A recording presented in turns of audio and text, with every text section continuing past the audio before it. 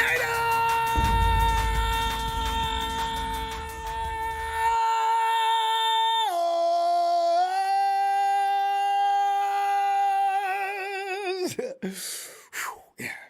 Fam! Day 7, training camp. You realize this time next week we'll be getting ready for the first preseason game? But meanwhile, what's going on in camp? That is training camp day 7. Trey Lance continues. Brilliant camp. And Tavon Wilson impresses, which is very important right now for reasons we'll cover here in a moment. But Niners rookie quarterback Trey Lance has been highlighting real delight in camp pretty much every day, and today was no exception. So we'll go ahead and talk about that. And you also can always expect camp has always got something unexpected that comes along, right? Fortunately for us, today's added flavor of the day is Tavon Wilson. Tavon Wilson. When he came, I didn't think I hadn't heard about him. I haven't heard him for forever. So tonight, we'll go to the phones after a quick review of the Niners training camp. Day 7, beat writers' observations for your take on the day. And, let's get right into it, because again, I know, right? Ronbo, every day, man, you talk about how come you're late. Let us continue. The Niners held their 7th of 13 scheduled training camp practices. We'll go over some practice notes from the various media sources. Before practice, the Niners announced that injured cornerback Tim Harris, something wrong with his groin, and tight end Josh Peterson were waived. You know what's really wild about that? Tim Harris was doing well last week. Not doing great, but doing okay. I didn't know we had cornerbacks to throw away. But we did pick up one. The team signed tight end Joshua Perkins, which I don't understand. Why do we need another tight end? Jordan Matthews just decided to turn to a tight end, and we got several others. I guess camp bodies? They could bring in another cornerback. They did bring in another cornerback, though. Anyway, in fact, B.W. Webb to take their roster spots. I've been trying to find information on B.W. Webb. Can't find any. I'm kidding. I didn't really. But I didn't. When the name jumped out, I said, who's B.W. Webb? Can he play? Missing practice bodies included Aziz Al-Shar. There's something with his leg going on. Nicky Bosa, maintenance day for Nicky.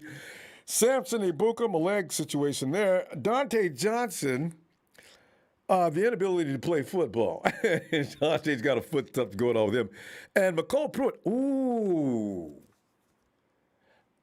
That could explain why the 49ers are going to continue to look for tight ends. They're not saying anything about McCole, but he's been out quite a bit, and it ain't on COVID. He was supposed to be that veterinary getting to come in, and remember, he beat out, name slips me right now. Never mind. But this is good. No season ending so far, and the aforementioned will be back soon, though. So, we'll be okay. If we stay lucky. The first thing I look for, though, is, did anybody get hurt today? No, not really. Okay. Because you look around the league, man, people are going down, dropping like flies. The Colts have just got ravaged. And you take Debo. Debo's out, right? Debo returned to practice after dealing with what Coach Shanahan labeled as a groin tightness and mostly working on a side field on Tuesday. Ibukum got the day off after experiencing some soreness. He missed Monday's practice with the same issue, but did participate on Tuesday. With that fact, coaches shut down Mr. Ibukum today. And the QB watch of which everybody is focused on as the captions are saying, all eyes on Lance. And it was another strong day for Trey, too. Matt Barrows had Mama Angie Lance's baby boy Trey going 7 of 8 during team drills and tossing touchdowns in all 4 of his red zone snaps. That according to The Athletic. How about this tidbit, though? Wide receiver turned tight end Jordan Matthews, running back Wayne Gallman, and wide receivers Nsimba. Hey, how are we pronouncing that? Are we pronouncing the N in this? Because that is definitely from the African continent. Nsimba. You gotta, because Webster hauled in touchdowns from Lance. Trey ran for another on an option to his left. According to KNBR, TL also tossed deep passes to tight ends George Kittle and Ross Dwelly during team drills. Trey's lone incompletion came on a throw to GK. Talanoa Hufanga tightly covered, according to the Sacramento Bee. But according to GK, who's been very quiet in camp due to he hasn't been feeling himself without being in his superhero clothes. GK's got to have the cape going and, the big GK across his chest. So he's not been wearing that, right? So anyway, GK ended the day with just 4 receptions in 11-on-11 work. But he's got on some pads today, finally. He caught 3 passes and had another prevented when Hufanga allegedly interfered with him on that pass in question from T. Lance. Kittle said, quote, "I got punched in the face," unquote. Kittle was upset, emphatically calling for a pass interference call.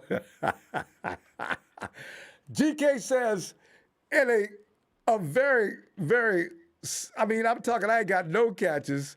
You don't want to be taking away no catches from me, man. I got fouled.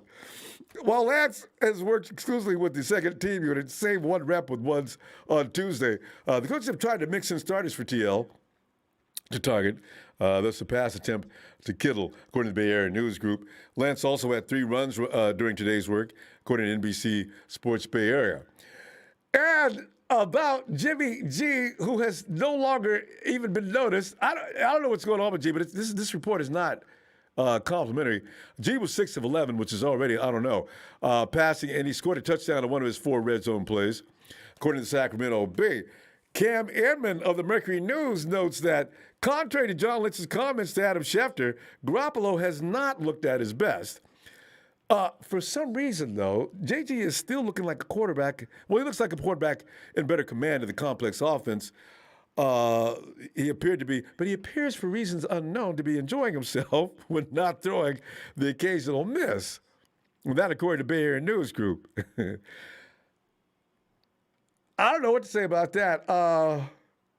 I do wonder, though, why GJ sounds so laid back. I just to be positive about it, I figured maybe Shanahan told him, hey, look, you know what? Don't pull up lame.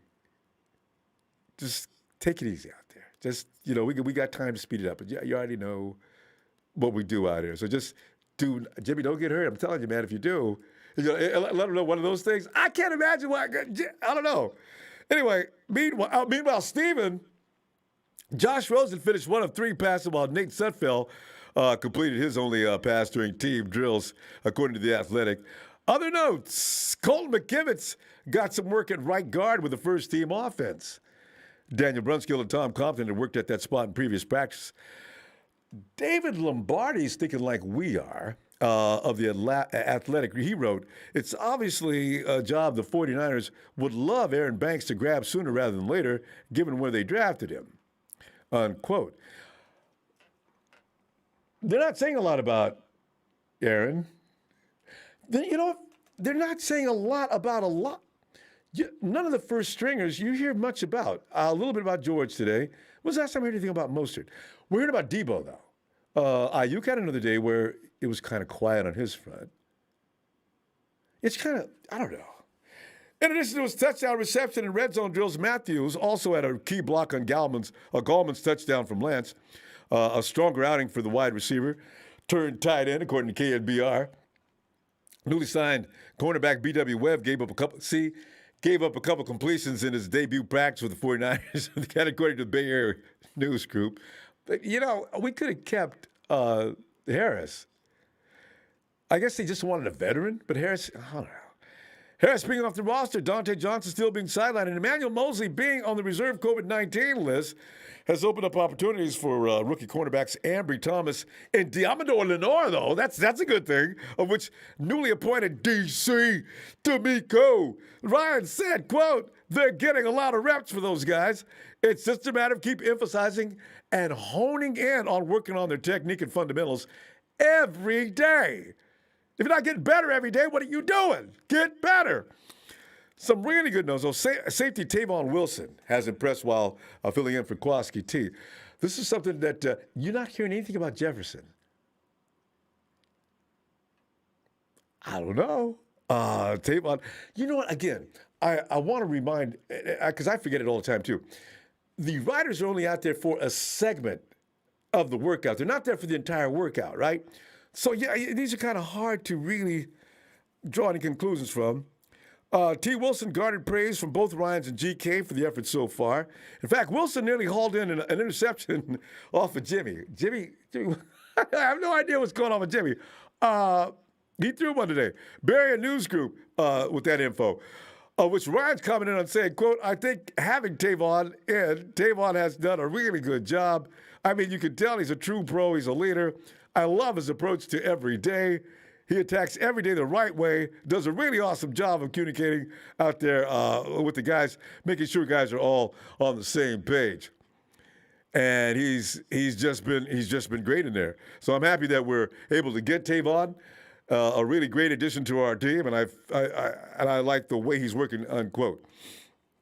So there you go. Tavon's going to help us out. I should have told Jefferson, though. I'm still curious because Jefferson used to be really a tough guy, man.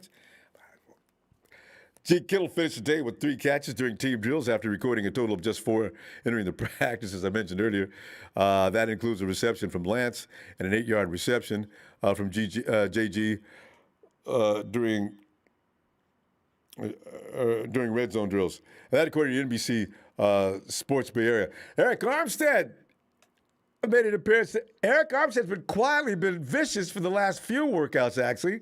Armstead is pumped up, probably for the most part, most likely motivated by the misery of last season. AA blew up a run on the opening series of team drills.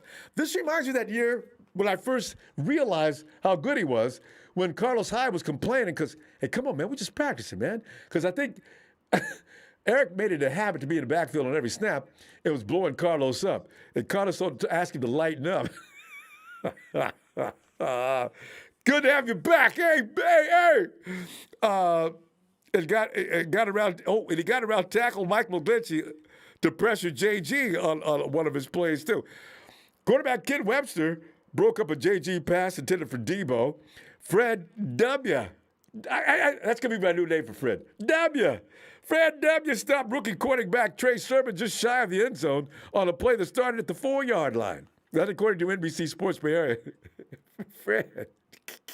Fred is scary out there. Fred is large and extremely in charge out there and is letting everybody on the offensive unit know, if you come up my way, there's going to be consequences. I'm telling y'all, man, don't come at me. But Fred is blowing up 4 yards out. And a guy like Trey Sermon couldn't get in? Fred, don't get called in for drugs, man. Come on, Fred. Maybe you need to calm down a little bit. But, fam, that's on the day.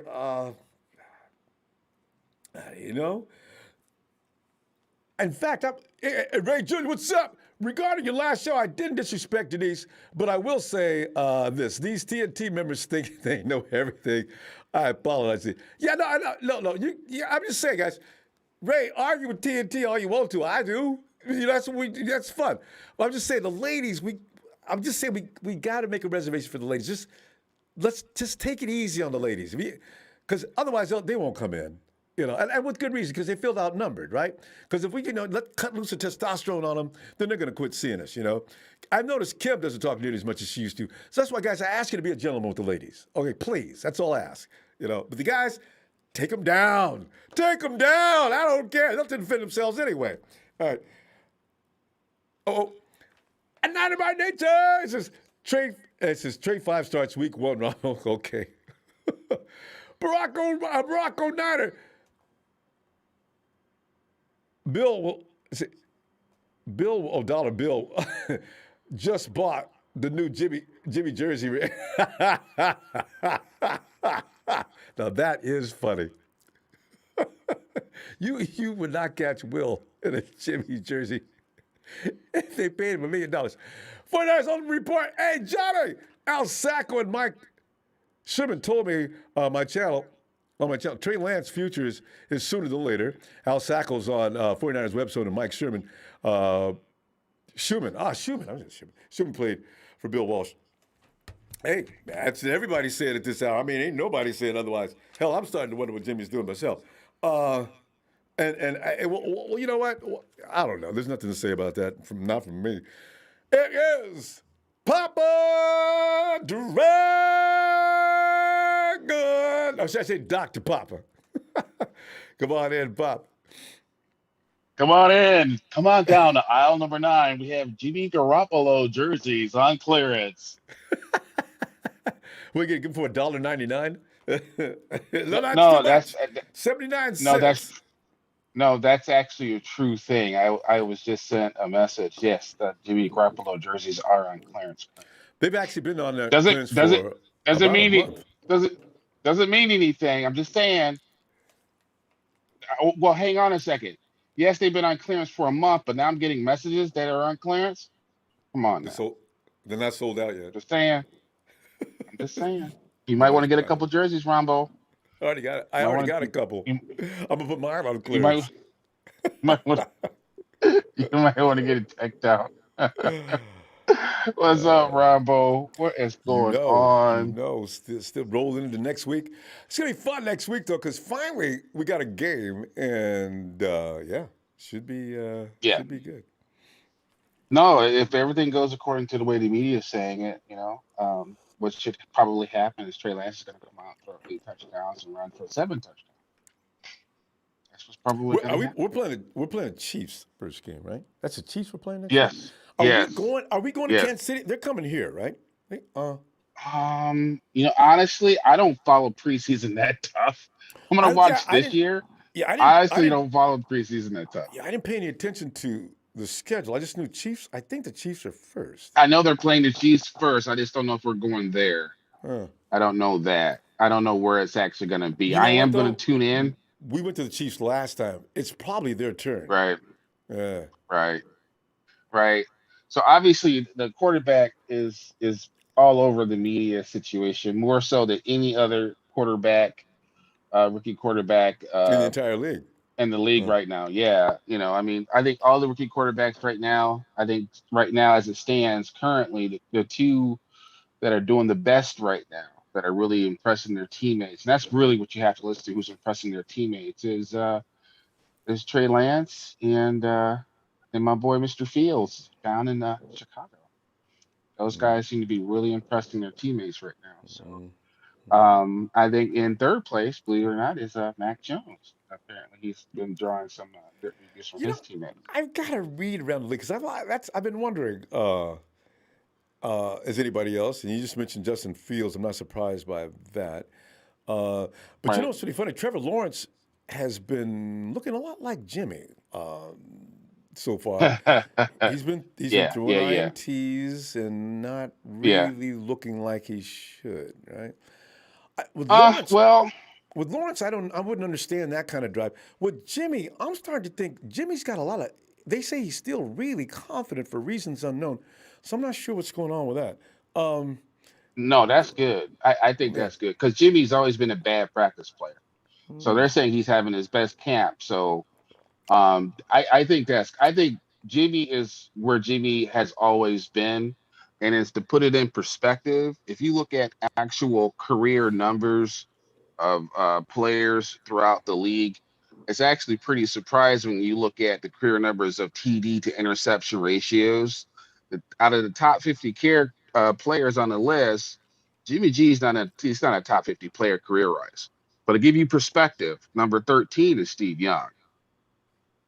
Number 1 is Patrick Mahomes, right? And let's look at some other players that are on this list.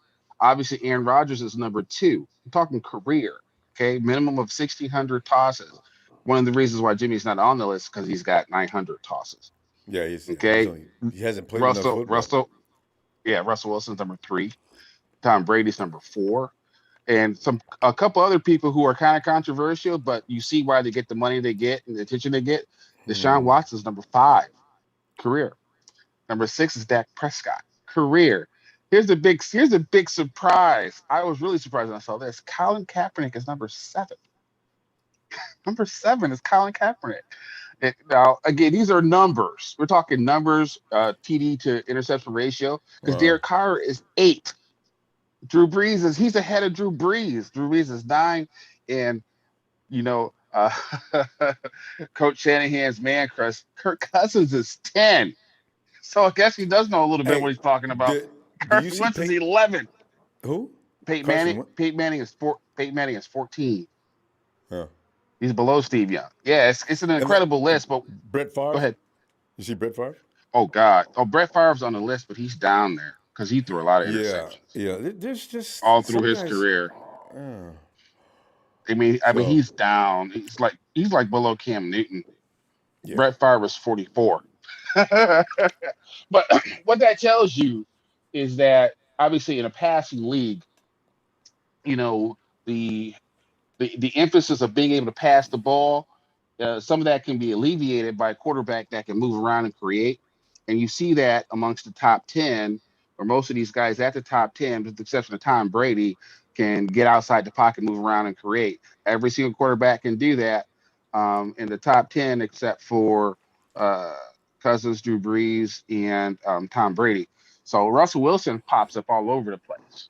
Um, just because again he can move, and since he can move, he's not throwing as many interceptions because sometimes he's running for 10, 15, 20 yards, things like that.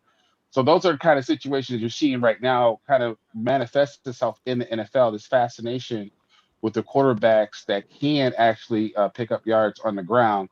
Now, a quarterback that can run, that's not on this list, and he will be on this list eventually, will be Lamar Jackson because he's the same way.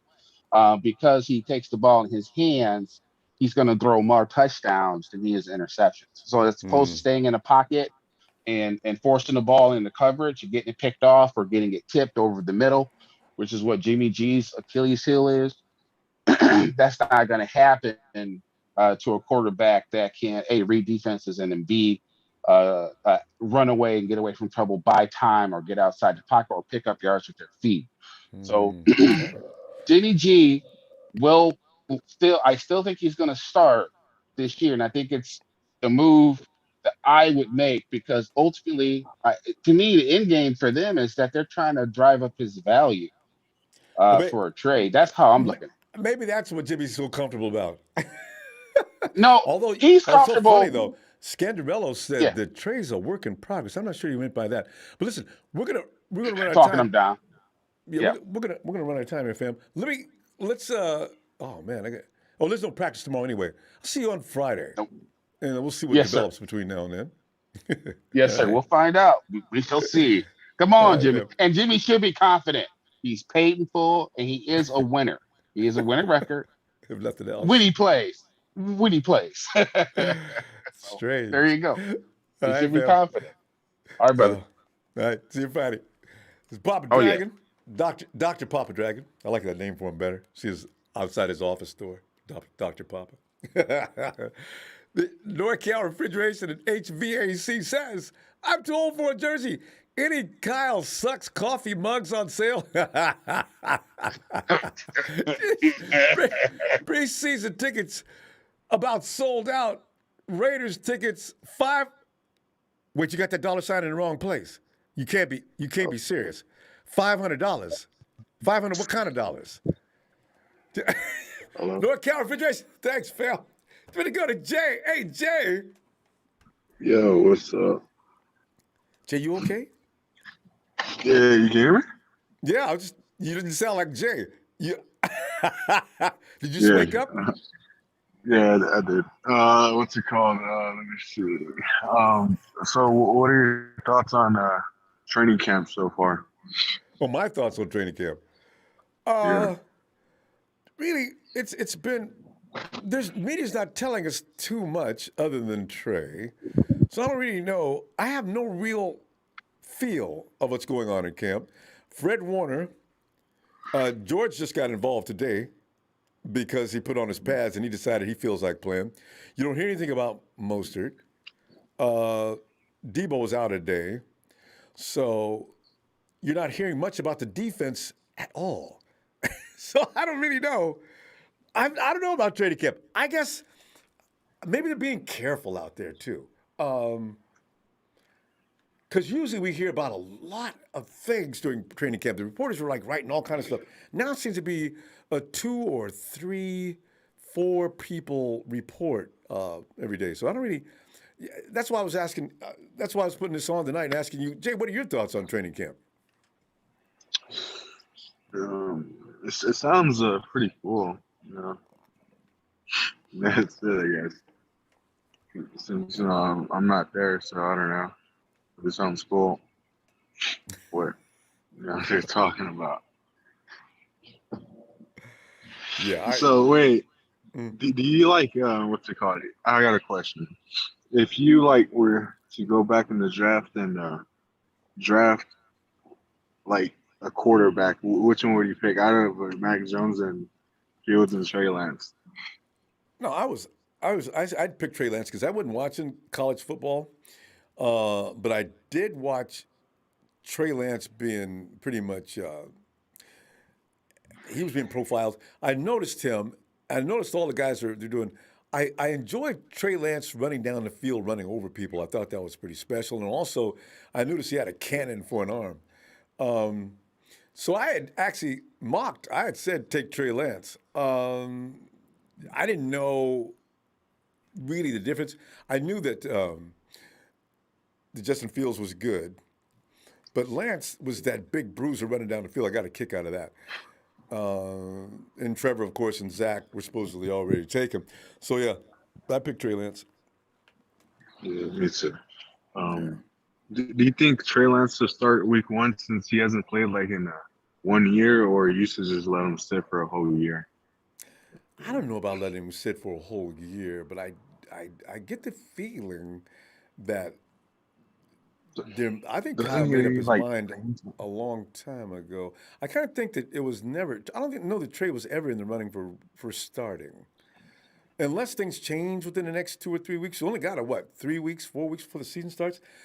It's kind of hard to call. I do know that he's out working Jimmy right now, so I'm not sure what's going on with that.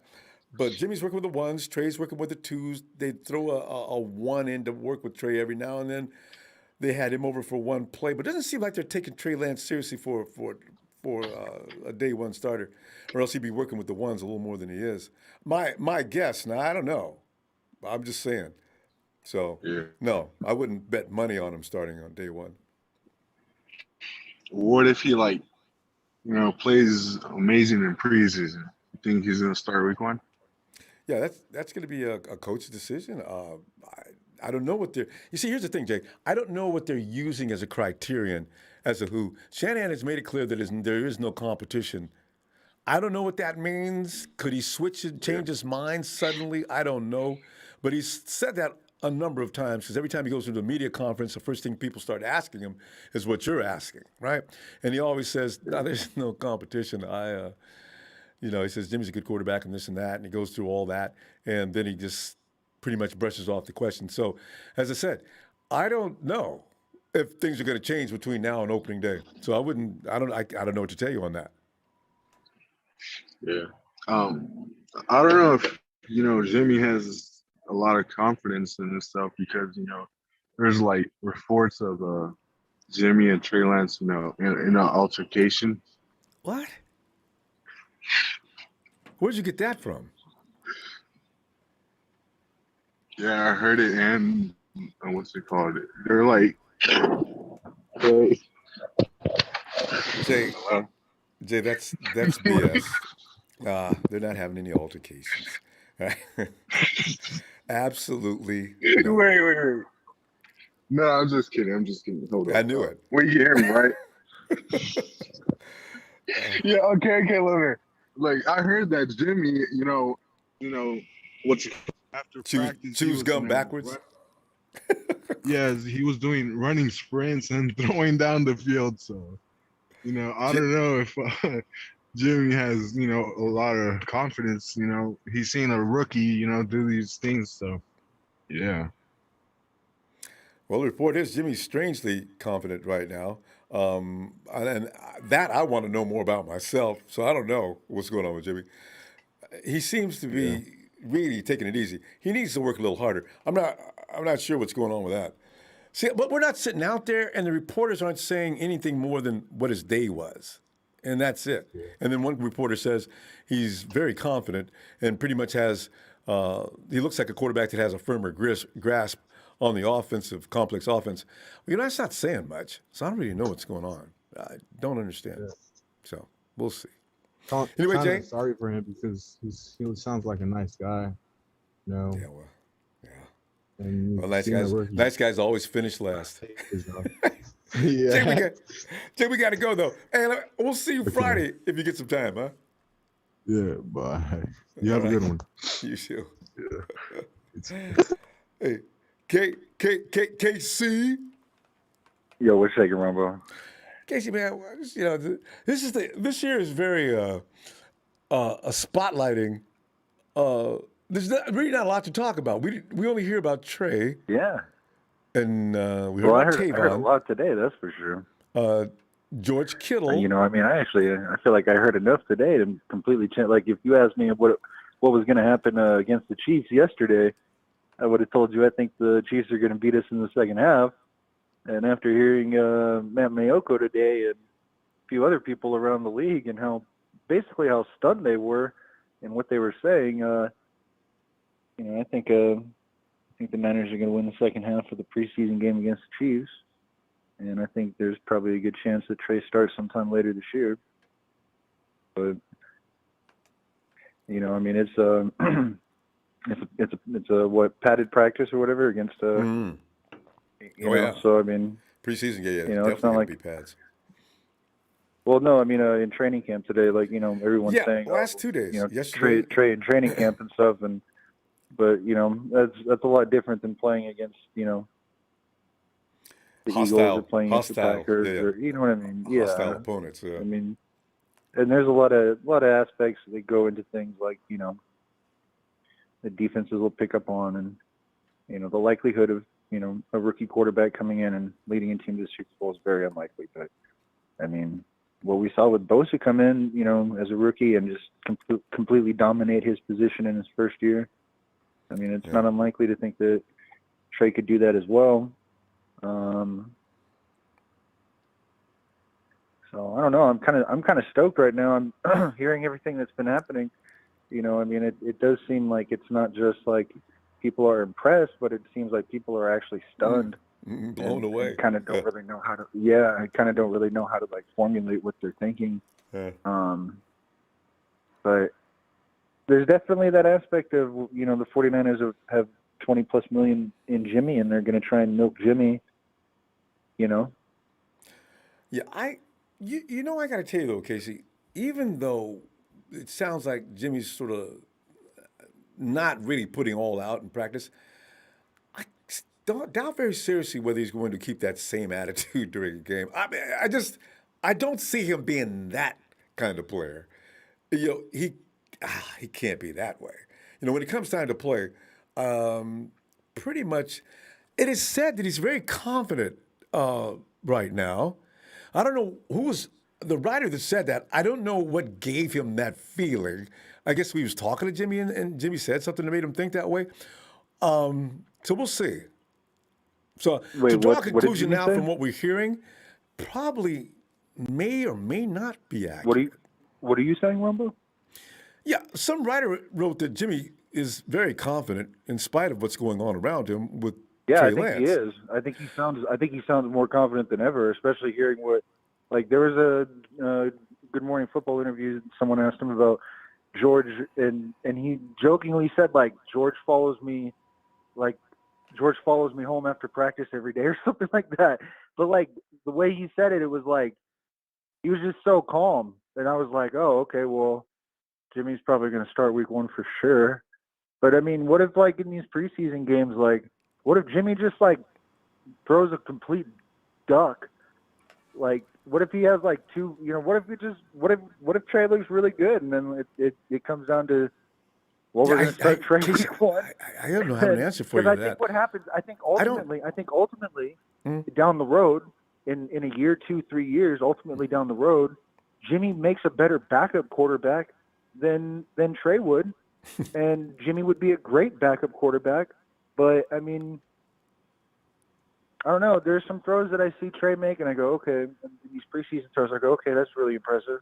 And then there's a couple throws I've seen Jimmy make, and I go, oh, it still looks like he's not putting enough sauce on it and stuff. And I don't know. I think there are enough aspects that Jimmy has where, his completion percentages and ability to read defenses and know the playbook and all these things that go into it that he'll get a good shot. It would take, I think, a really big showing of Trey and a really poor showing of Jimmy to get Trey to start week 1. But, hearing Mayoko today and hearing a few other people, it's like, okay, starting to get serious. I don't know. As I say, I don't know what to say about practice. I don't. There's not. Well, most what of we the can take being from said it is all that about he's Trey doing really well, and nothing much about anybody else. And he should be doing well, right? I mean, hearing him do 13 out of 13 and 4 touchdowns. That was like, okay, well, what were the 4 touchdowns? These are touchdowns of people that I've never even heard of. So that makes me think, okay, well, then he has that leadership thing like Tom Brady has, where it doesn't matter who Tom Brady's throwing to, he can throw to You're talking Trey. You're talking Trey. Yeah. So we'll. Yeah, we'll and I mean, I know it's training camp, and that's who he's throwing to. But I mean, if he has that ability to make people better around him, then we do have to keep in mind though. This is training camp. There's no touching the quarterback, and there's people out there that aren't going to be in football in 3 weeks. So it's to be taken. Don't. It's like what's her name from Bay Area Sports says Jennifer. Jennifer Lee Chan. She said, "Go ahead." She gives reports, says everything. I'll say, so leave your overreactions below. You got to be careful about looking for no, but things you to know what continue the one thing into the is, though, season. Ronbo? Once I heard Mayoko today, because Mayoko never does that. He never sugarcoats things, Yeah. Like, and he's pretty old school. But for him to just be like so stunned, and for all these other people to be so stunned, it's kind of like, okay, well, you can't really ignore that anymore, know. So, well, no, everybody's wowed by what he's doing. But anyway, Ronbo, and for no other reason, I hope that banner stays up for another 20 years, Ronbo. That's all I got to say. That banner's saying, Jimmy's got to show me he's not serious before I take it down. That's it, All right. Anyway, saying, we'll see you. We'll see leave you it up, Friday. man. All right, fam. Night. Have a good night, Ronbo. You too. And we cruise on over to the blue waters of Hawaii. Tony! Aloha, Ronbo. How you feeling today? Tony. Very good. Little, underwhelmed by what I'm seeing, hearing. And I Underwhelmed. Go on with that. What's underwhelming you? I say that because there used to be write-ups you used to hear about everybody in camp doing something good. It's become a 3 or 4 guy show. Mm-hmm. They didn't even say anything about Ayuk today. No, they didn't. I'm not hearing anything about Mostert, but maybe they'll keep Mostert out of the way. Nick's not involved, of course. No D Ford today. No Jalen Hurd ever. But that's not. We're used to that. And then what I'm saying. Did anybody else come to work today except for Trey and some of these people he's throwing the ball to? Apparently, Colton McKivitz came to work today. Oh yeah, I forgot about him. Yeah, Colton McKivitz was taking reps at starting right guard. According to the folks who were there at practice, Brad from the SF49ers was talking about this on a different podcast earlier, but he said McKivitz looked pretty good, which is pretty cool, and how Brunskill was taking snaps with he was center 2, and they put McKivitz in and not Aaron Banks. I thought Brunskill was playing center 2. No. Brunskill was there, but he was playing backup center. No, that means he is going to be our backup center this year. Yeah, you know what? Give that guy consistency. I mean, I think we need to have a backup plan in place with Mack, just given how old Khalil Mack, given how old Alex Mack is. I think it is good to have someone who's focusing in on being the backup center the same way Garland was focusing on backup center when we had Richburg starting. Ideally, it would be Aaron Banks who would be sliding right in there to take up that right guard spot, but apparently he's not ready. But from what I had heard and what I'd read on Twitter, McKivitz played pretty well. McKivitz is a big body. He plays backup left tackle. I guess he's left tackle too on the like when Trey Lance is in there. So some positional versatility. He's got the size. So we'll see how that all goes together. And aside from that, who else was being talked about? I guess big time today. I heard bad things about Ambry Thomas. Oh, Tavon Wilson. Yeah. Well, he's just jumping in that gap that COVID Jaquaski Tark is leaving wide open. Did you call him COVID? Did you call him COVID Jaquaski Tark? That's where he is right now. That's part of his name. It was funny. COVID's not funny, but yeah. But he's been there for a long time so far. Hasn't it been a week?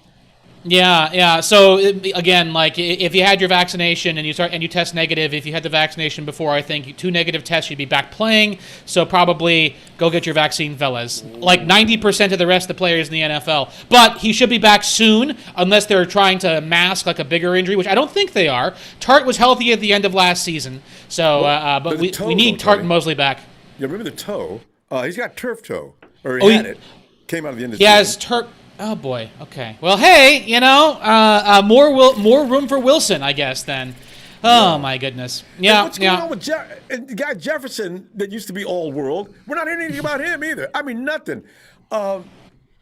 He's coming back from a knee injury, right? Because and then that's the reason why Baltimore got rid of him. Yeah. So I mean, sometimes players don't rehab as well as others, do from whatever knee injuries. So and they aren't their former selves. So I think that's kind of what's happening, is that they're just going with Wilson because just probably fresher legs, but.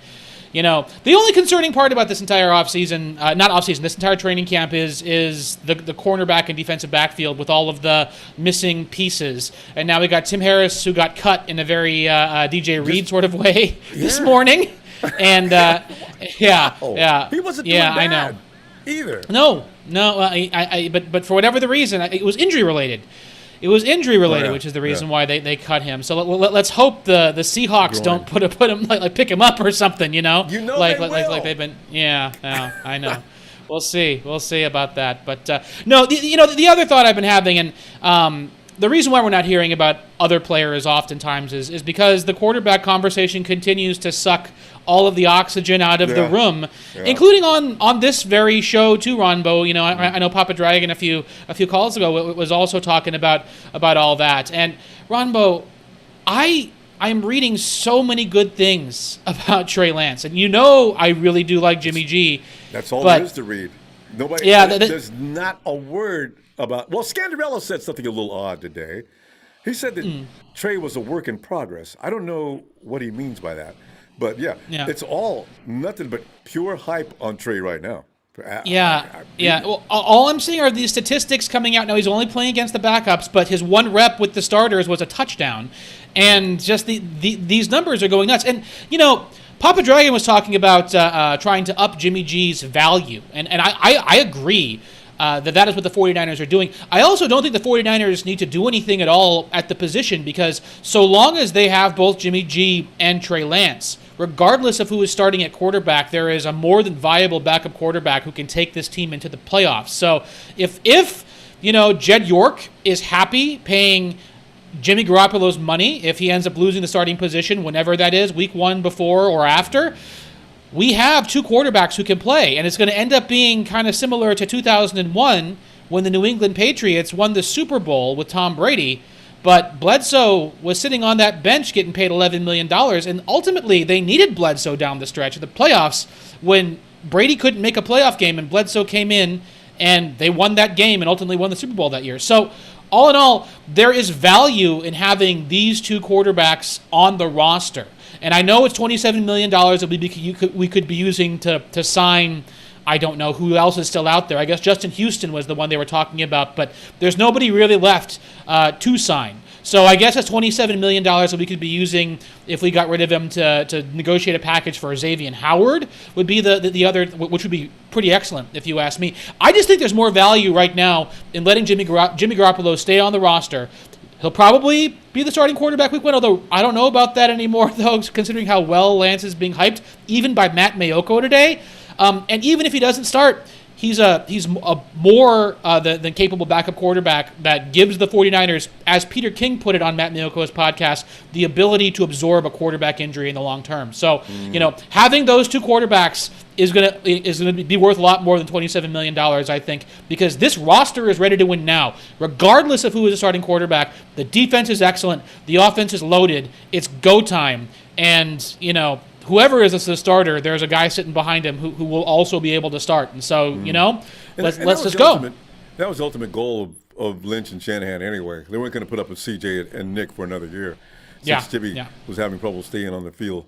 So, yeah, this is what they were shooting for, and I'll be doggone, they got it. So. Yep, exactly. And you know what? I can't wait for next week, Friday. We finally get to see some preseason games. Try to seeing. We're going to learn a lot actually about the roster from the preseason games. Who plays a lot, who doesn't play a lot in these first few games. Yep, exactly. How performs well too. So it is going to be interesting. All right. Yep, for sure. Tony, great. All right, good to talk to you, Ronbo. All right, fam. Aloha. I'll be back Friday. Aloha. Okay. All right, Tony. Yeah. God, you guys are reading me wrong. I am not concerned about this preseason. This is the way it goes. I'm scared, but he knows. Give me a break. Hey, Lee. Yo, what's up, Ronbo? Lee, I'm the scared guy. You know what's funny, Lee? When you fandom, we have to. They're all 49ers, right? But if you like a player, you get your name is written next to his, and you can't like anybody else, right? Lee, have you ever heard me say that I hated Trey Lance? No, I thought that was the guy you wanted, Ron, out of all the quarterbacks. Thank you. I never said anything more than I want to know if he can handle the job now. I said I never hated him. I just didn't think he was ready. And for sure, I didn't think he could outplay Jimmy in his first rookie year, right? So people misconstrue that, which is very strange. But go ahead, guys. Misconstrue it all you like. I don't care. But Lee, from practice, what do you get from these practices? I had caught up today what was going on and stuff. I was actually quite excited, when I was hearing about camp today. I heard Trey was 13 from 14, I think, yesterday, 14 from 15 today, so he's killing it. He's not missing. What I really like, though, obviously he's doing well, and I heard Jimmy's doing well, but Lance is just absolutely killing it, so he's sort of outshining him so far in camp. But like we said earlier, it's camp. We've got to see what happens in preseason and what happens during the games. They're going to start Lance when he's ready. That's what it's going to come down to. I think it's great, though, that you have two quarterbacks battling it out. Both seem to be doing some good stuff, making good plays. Obviously, the younger one sort of outshining him a bit. But, that's what it is. We're going to find out who's going to be the start of week one. Obviously, I think it's actually going to be Jimmy too, Ronbo. That's not because I feel like he's more, I think I told you, not because he's more talented or anything than Trey Lance, because obviously Trey Lance is physically and naturally more talented than Jimmy. But it's just experience. I feel like for Jimmy to lose the starting spot week one, he's actually going to have to play real horrible, or we're going to have to start losing games. And if we start losing games, that's when obviously I think then there's no reason. They'll be forced to put Trey in. There's no reason to that. Sooner rather than later. Because I'm trying to understand. With the team we've got, we're so talented. Yeah, because I'm trying to understand why the reports are that Jimmy is still very confident. And when I read that, I said, he's confident about what? He needs to pick up his numbers at practice. But Lee, you know what I don't know if he'd have the right to think this way, but he's been around this system long enough that maybe he doesn't have to bust ass in practice. But if you got a rookie breathing down your neck, you should at least school him once or twice if you have that ability. Now, that's if you have that ability, I would, just to get people to back off me. Because Jimmy's taking some incredibly, the disrespect has always been there, but now it's just getting nasty. But he Yeah, doesn't but I care. feel like it's because our fans sort of have the shades on for Lance and they have the microscope on for Jimmy because they know, this kid's going to be our future. So every little thing he does is scrutinized 100 times more, than if Lance was to make a mistake, because they know that this kid's coming in and he's going to replace Jimmy eventually. But yeah, I also see why I was excited to Ronbo today was how good we are in the trenches. Obviously, our O-line, I was really excited when we re-signed Trent Williams and we brought in Alex Mack. Alex Mack is someone we've needed for a long time, Ronbo. We've needed a starting center. We didn't have that in the Super Bowl. No one really talks about that. We had Garland playing, and we were doing so well with Richburg, and then he got injured again. And he was always injured, and now we've got a real deal center to help the offense, I think that's going to be tremendous for our offense, and not only for the offensive line, but for a guy like Trey Lance and Jimmy G, whoever's starting or whoever's playing our quarterback position this year. I'm worried about Brunskill. Maybe, I guess the 49ers have enough faith in Brunskill to be able to learn that position that they didn't even bother to draft or pick up a free agent or anything else. And there was a couple floating around, free agents. And, of course, there's always one in the draft that you might want to look at. The 49ers didn't even bother. Brunskill's our guy. Guys, is Brunskill really a center? That's what I want to know. I heard an interesting thing today because Brunskill had actually been starting in the ones there at right guard, but he lost that position to Makovitz today, and apparently he played well.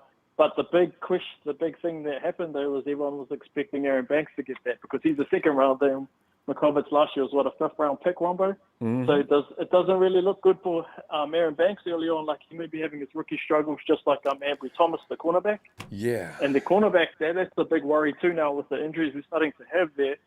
And if Ambry Thomas isn't ready, he was our 3rd round pick, late 3rd round pick, right? And he's a guy that I looked at in college, and I thought he was really good. I actually studied him the year before for the 2020 draft when I was looking at wide receivers, and I seen Chase Claypool and the guy that played for Michigan, the Browns draft, that I think it's Donovan People-Jones. Yeah. So both of those 2 rookies we drafted, the early ones in the 2nd and 3rd round, seem to be struggling a bit. That's a bit of a worry because you have Makovitz, the 5th rounder, who hasn't really showed much since we drafted him. If he's sort of getting ahead of Banks in the picking order, it might be a bit of development there for Aaron Banks to win that job. I can't wait till they put the depth chart out. We got to wait a while for that. But if we see Aaron Banks' name down around the 3rd cat, I said, oh, no, he's got that much to go. Remember the guy we got from Stanford? What's his name? The guard? Oh, God, please. Don't repeat. Oh, yeah. Yeah. What's his name? I see him, but is it Josh? Is it Josh Garnett? Garnett, yes. Is that his first name? Remember, Garnett was considered a mauler. The guy said, oh, this guy, we got something now. And Garnett came in and struggled. He kept getting hurt and finally just found Shannon just gave up on him. And that was into that. But he did so well on occasion. Remember him and Ndamukong Suh? Yeah, he's the only guy that stood up to Suh and did a good job. But that was it. Yeah, so I'm not sure how Ambry and Banks, they both seem to be struggling, but hopefully they can pick it up. They're only rookies. I heard a lot of people giving a lot of flack towards, especially Ambry, but it's only early days. We haven't even got through preseason yet. So hopefully they just get used to the offense and the defense.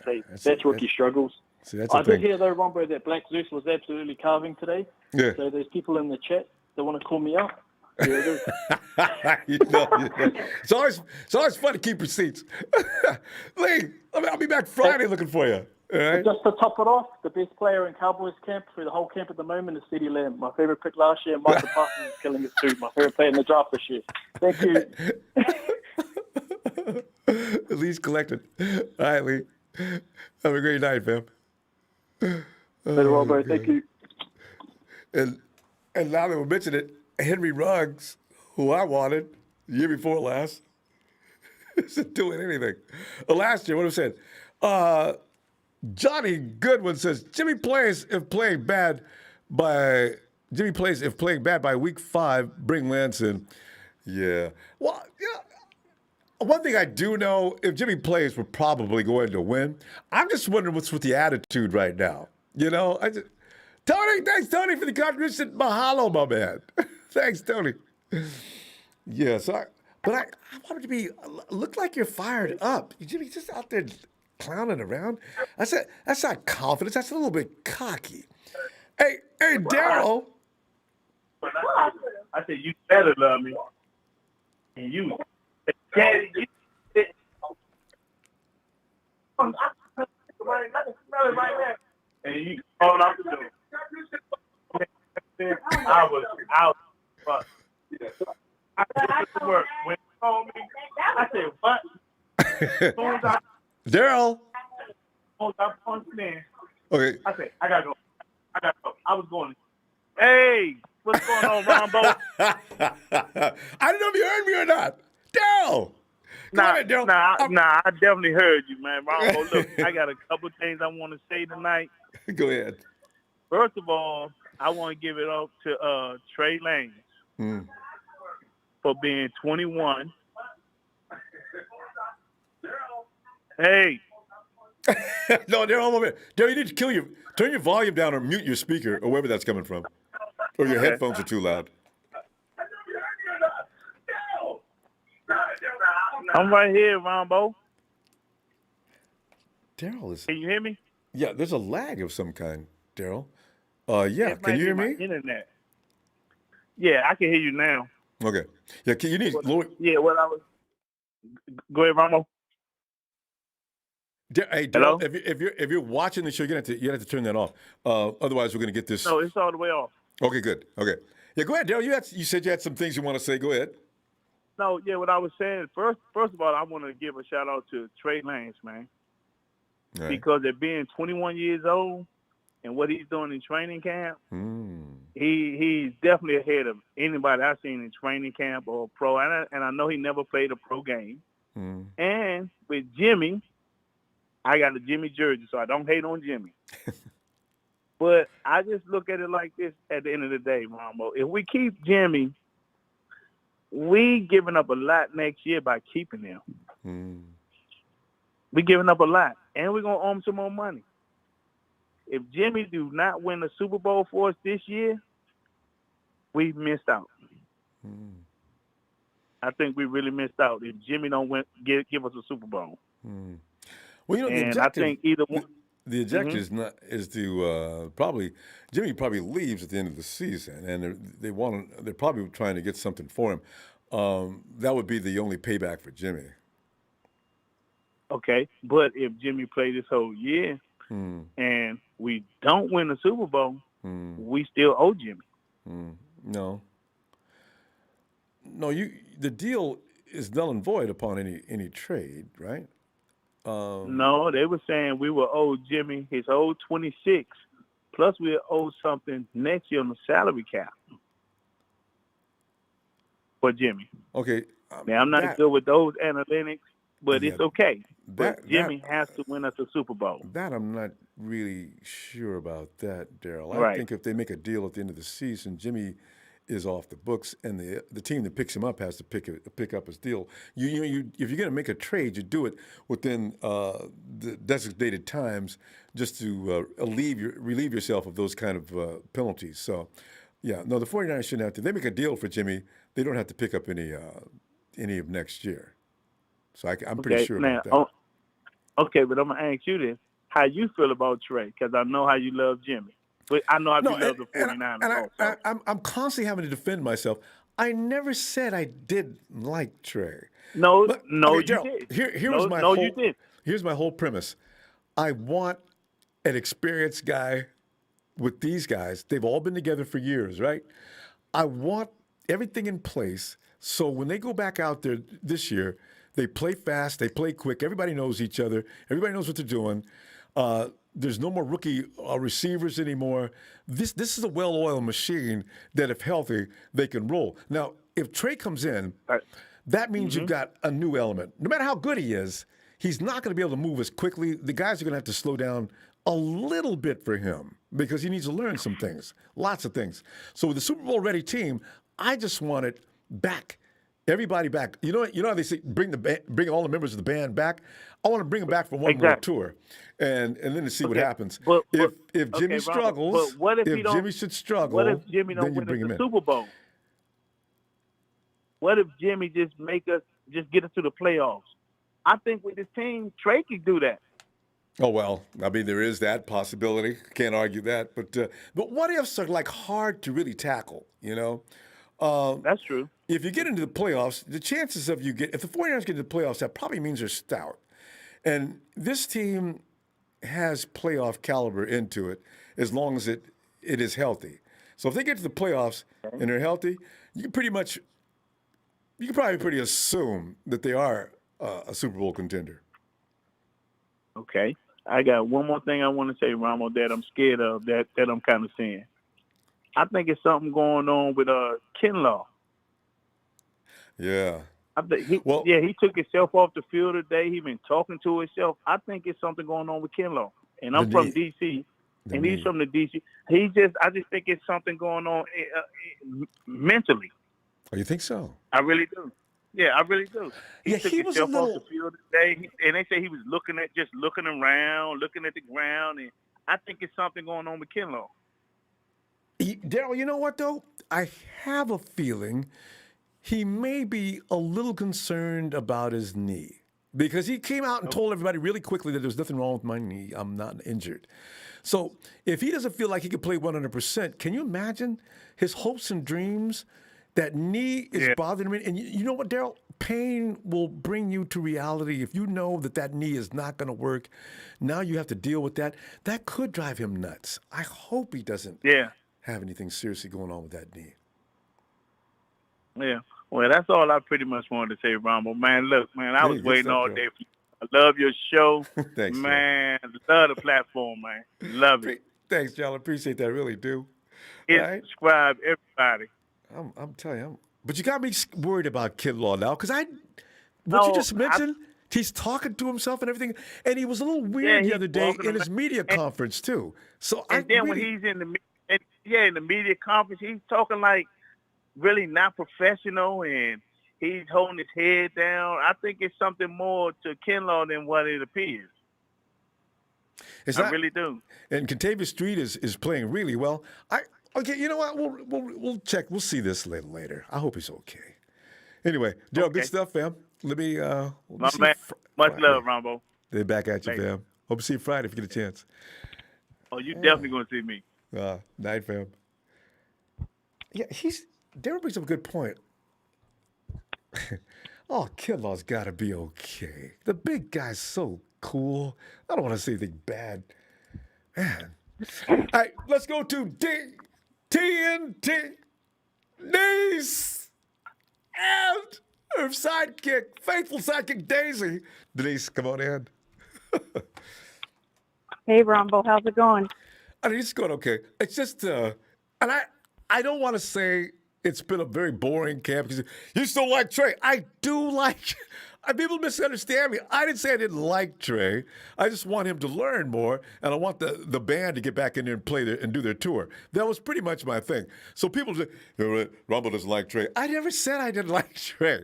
But anyway, it's kind of a quiet, only one attraction in camp, and all the writers are just focusing on, even one writer just wrote, all eyes on Trey. And I'm saying, we got some other players that we might want to hear from about, too. I mean, it's okay to spotlight Trey, but can we know what's going on with everybody else? Yeah, right. A few more people, just maybe 6 or 7 more. And, but I don't know. What are you making of what's going on? Well, I left my sidekick at home tonight because it's after 8 o'clock and it's 108 outside right now. Ooh.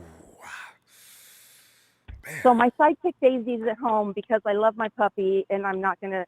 It's okay to subject myself to this, but I wouldn't subject her to it. Because you can come on back home. If you're feeling bad, Daisy can't say, hey, you know what? It's hot out here. Can we go back home? Right? Because when you see their tongue hanging you out, can't tell me like. and then they're too hot, So you're right. Right? Like she can't tell me, yo, crazy ass, let's go home. I can't handle it.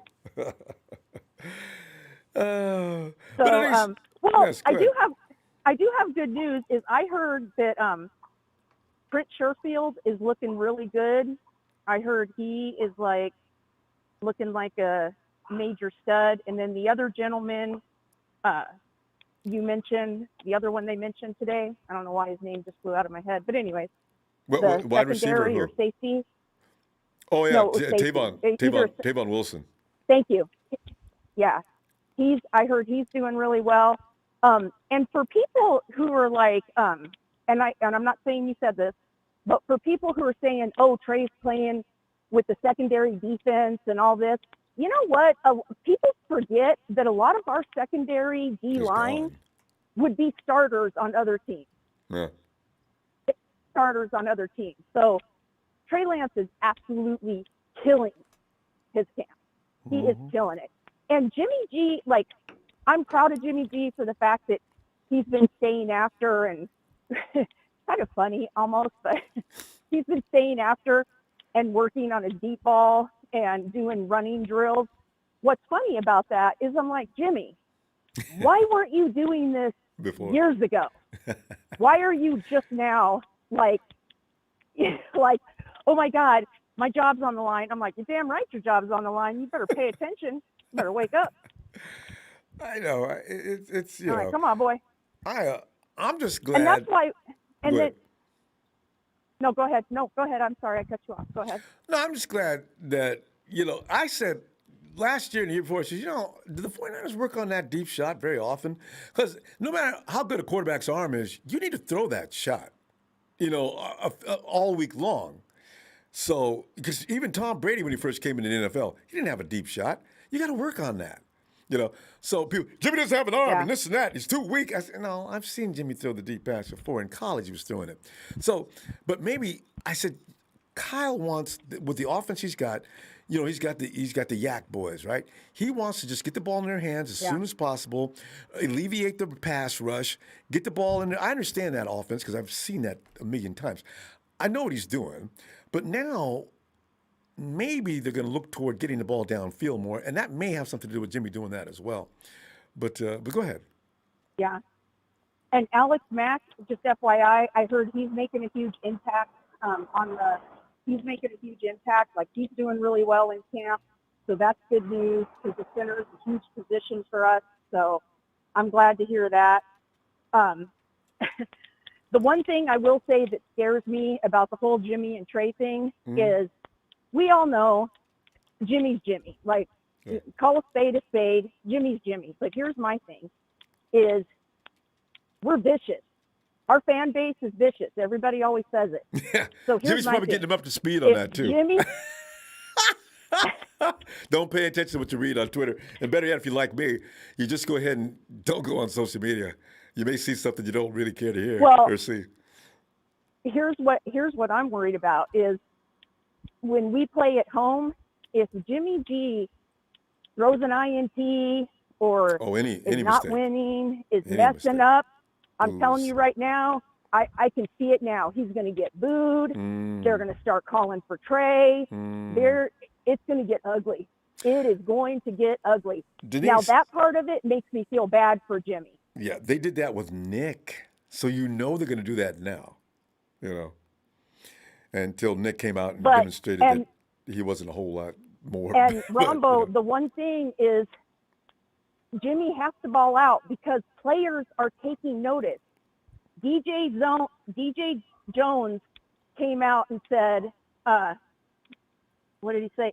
He said, that kid is flipping special. Yeah. So DJ Jones,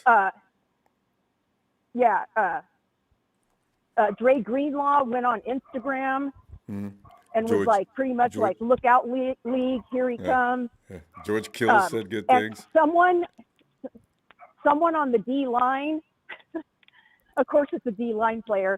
They would not give their name, but they said this effer looks really good. Yeah. Hey, and remember Juice was saying great things about nobody's. You're not gonna have trouble finding anybody saying anything bad about Trey right now. Everybody's got good things to say about him. Ronbo, that's the other thing I heard. That's the other thing I wanted to say.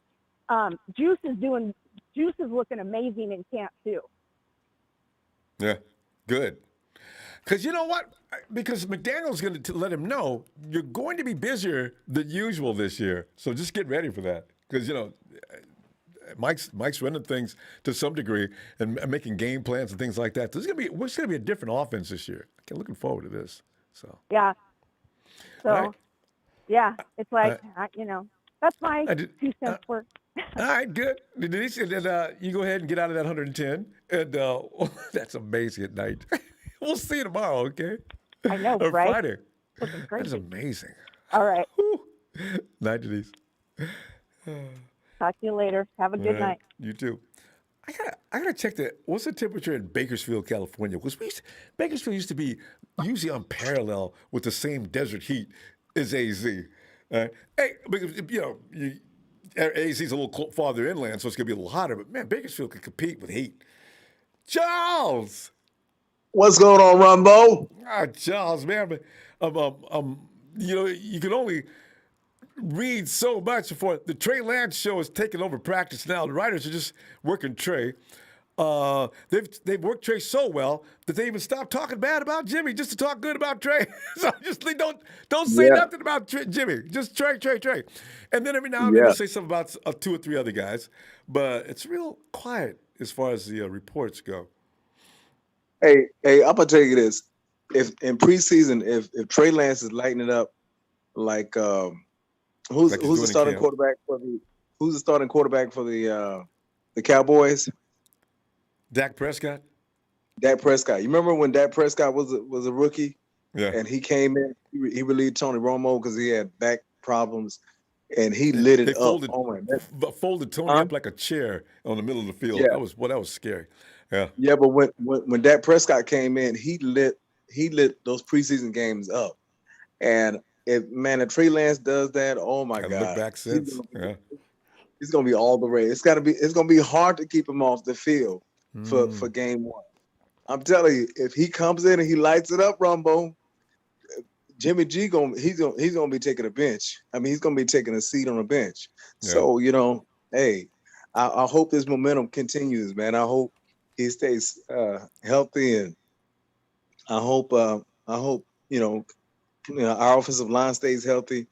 We're able to block for him. That's always our biggest mission. Can we please not be piling up bodies on the IR? Yeah. So, I'm excited every time I hear something positive about Trey Lance. Him throwing the ball down the field and hitting the wide receivers in stride. Oh my God, that excites me. Because I grew up watching Montana to Rice and Young to Rice. I've been waiting on that, man. I've been, Colin Kaepernick, he could sling it down the field. I remember that game Colin Kaepernick had against the first game that he played against the Patriots. He was slinging the ball down the field like it was like he'd been there before. And so I can't wait. I can't wait to see Trey Lance get in there. And I can't. You know what? I would love to see. I would love to see Jimmy G throw the ball down the field and be successful. If he adds that to his game and successful, I'd love to see that. Well, according to Denise, he's working on that. Also, Kaepernick had Vernon Davis, and this year I think we have capable receivers to do that too. Because my thing, I've been crying about this every season. Me and Big Show, we've been trying to get a premier wide receiver since 2017, right? So I'm thinking now we do. We got 2. Debo may be able to collect that deep ball too, since he's working on that too. Ayuk can do that. We know he can do it. Well, we know we got Sanu. We know we got Sanu. Yeah, we got Sanu's not your deep threat, but he can take midfield. He's a mid. You're not gonna throw deep to the Sanu. He doesn't have the leg speed, but we got guys who can do that now.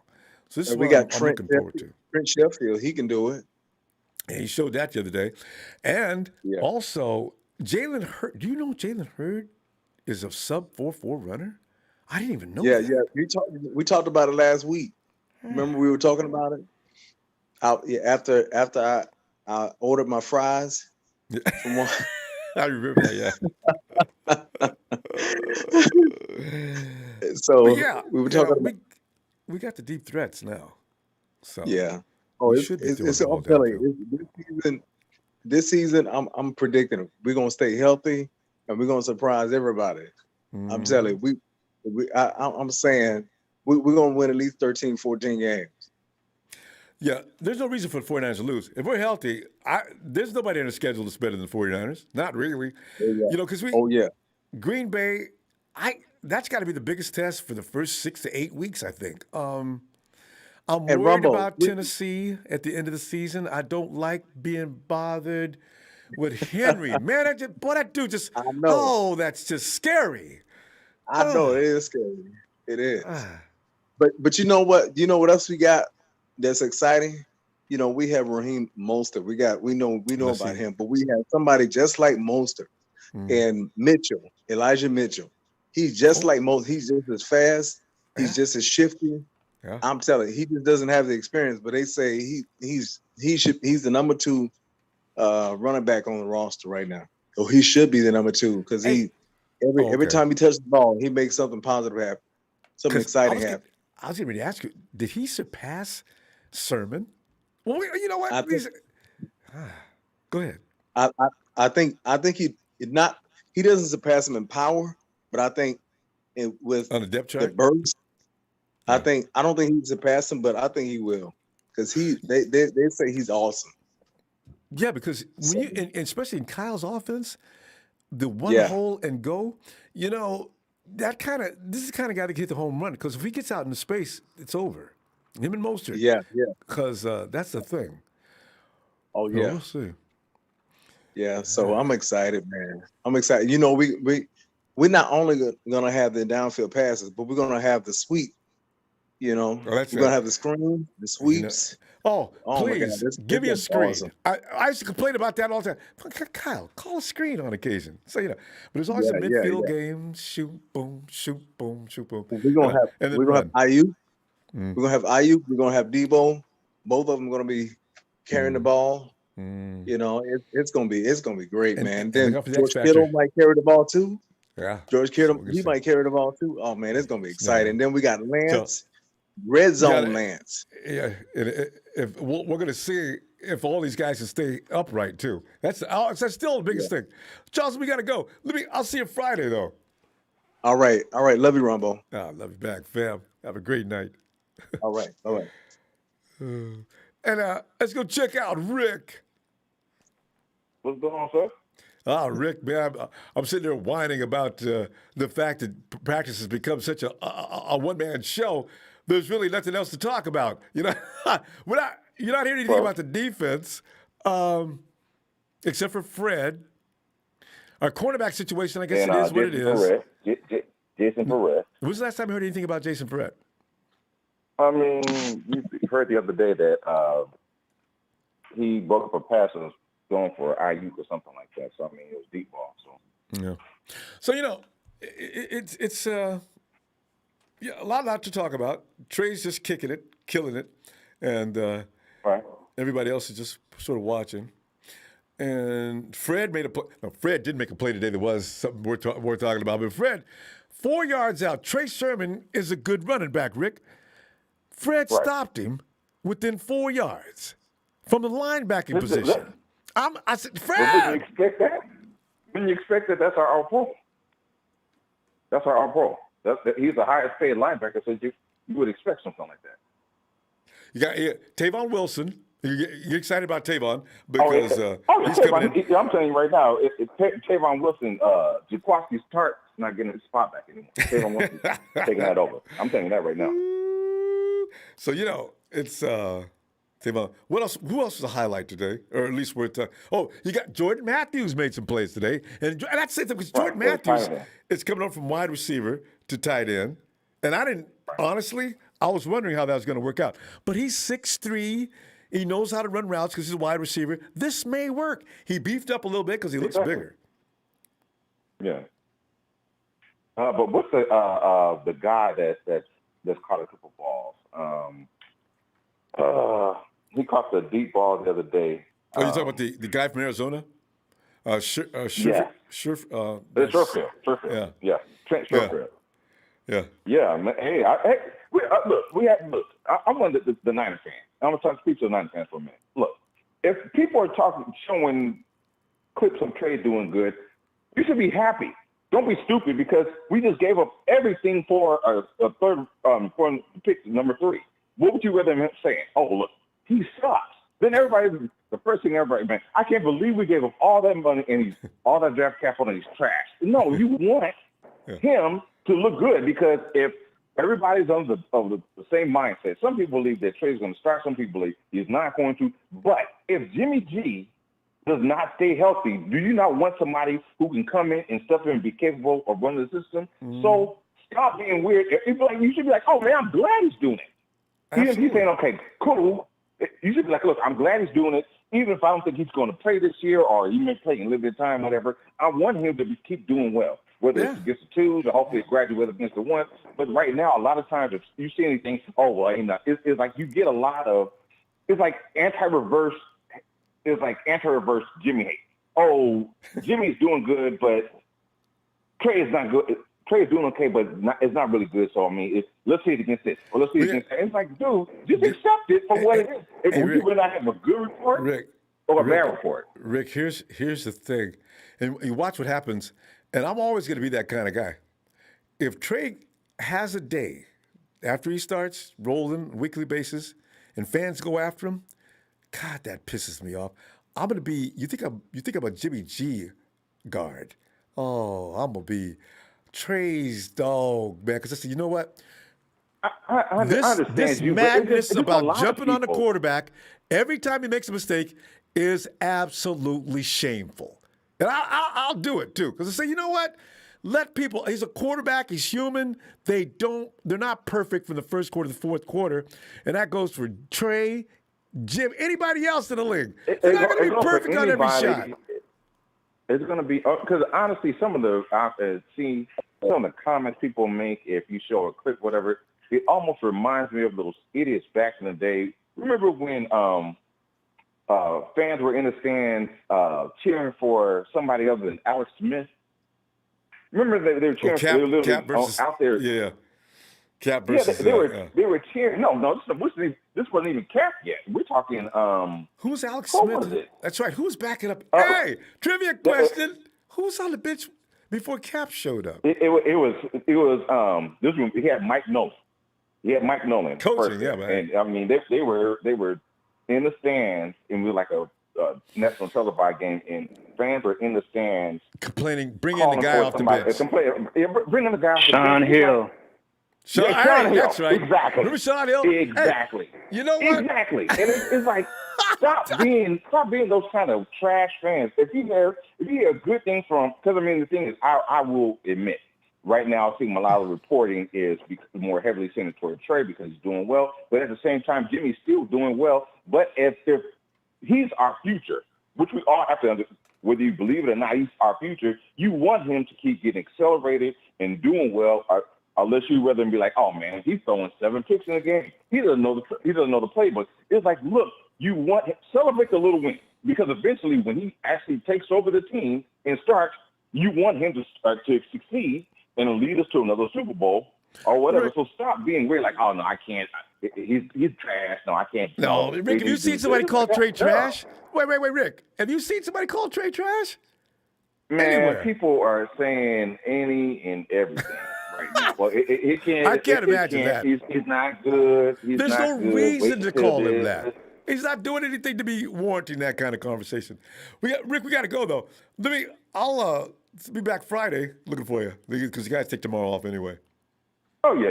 And besides, do that, man. Hey, Niner Faithful, Niner Empire. Look, we have a great situation on our hand. If anything else, if nothing else, focus your energy on hoping that we have a healthy season.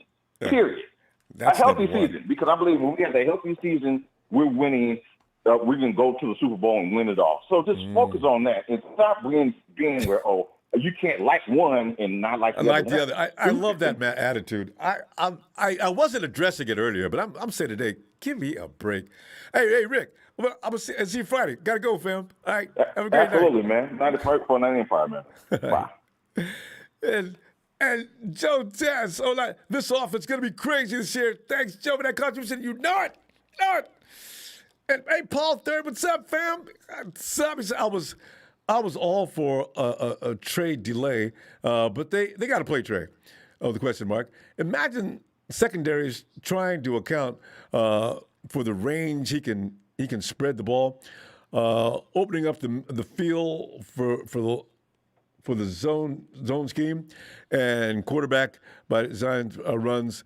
Madden on rookie mode. Paul, we're going to see. It's although if the attitude in camp with the coaches doesn't change in the next 2 weeks, I don't know. It's kind of funny. Hey, Rick. Ronbo. Ricky. What's up, fam? Poppin'? Hey, trying to force some things. Because, you can only say so much about one person, right? So we all know that Trey's just having a great camp so far. He's connecting. He's running the ball. He's doing all kind of great things. And then after that, the reporting falls off. There's just sort of like, Tavon Wilson got a little conversation. That's why I put in the title, and Tavon Wilson, because I say, man, George Kittle, he hasn't been doing very much during camp, but today, second day pads, George returns to form. Fred Warner, of course, is always doing good things. After that, Eric Armstead looked good today, but I'm a little worried about Javon Kinlaw, too, just from what Charles said. That press conference he had the other day was a little weird. And if that knee is bothering him, you could tell he wants to be one of the greatest of all time, because he even said that. He said, I want people to remember me as being one of the baddest dudes that ever played this position. You know how he talks. And if that knee is bothering him, he's got to be talking to himself. In fact, Charles says he was, according to some people, actually talking to himself. I'm worried about him now. No, Ronbo, it's because he wants all the reps, and they didn't give him enough, so he kind of got in his feelings. He was really upset. He did complain about that. He wants every single rep, and since he didn't get it, he was kind of upset. He wants every single one, Ronbo. That's just the kind of man he is. That's the kind of man he is. He's been there since February. Yeah, he's been working hard, and he's been picking brains too. He's been picking Nick Bosa's brain, and he's been picking D4's brain, and he's been trying to put that into action. But since he's like, his mentality is he wants every rep so he can prove to everybody he is as good as he is how hard he's been working and how good that he is.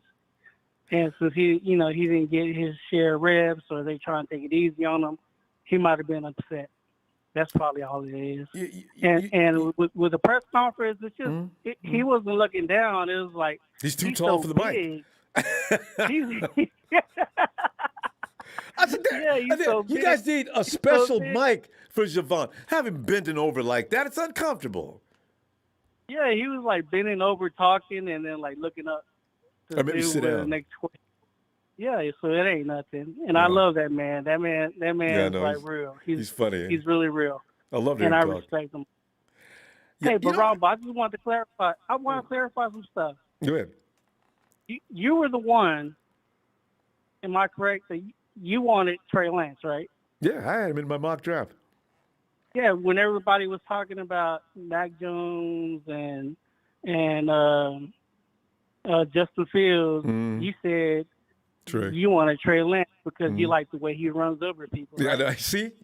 And also, when he throws the ball, from the camera angle they showed him throwing the ball just turned into a P and then flew out. Yeah, so I was impressed. Yeah, so I just wanted to clarify that for everybody that says that you're just Jimmy lover and a Trey hater, because that's not true. You're just loyal. You're a loyal man, and right. You appreciate what Jesus did. I know. A lot of people, that's the way they do. That's when people accuse me of that, that's the way they behave. I'm a 49er fan. Yeah, so I just wanted to clarify that.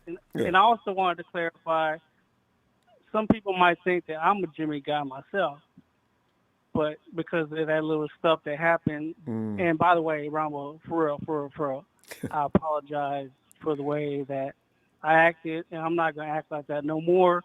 Thanks. I got kind of something just snapped in me because of the disrespect. Yeah, no, we're all like that. You're going to You know react what I'm that way. Yeah, because it was rude. You know, I don't like nobody bullying people, and when I say I got love for you and I cut for you, I'm not gonna let nobody disrespect you. So I snap and I apologize for that, because Thanks, man. now I realize in retrospect that that kids do be watching this show, and it's a family show, and I was No. out of line. Yeah. I was out of line, and I apologize to you. I don't know. Well, you didn't start and it, your though. viewers. Yeah. But I don't take back nothing that I don't take nothing back that I said.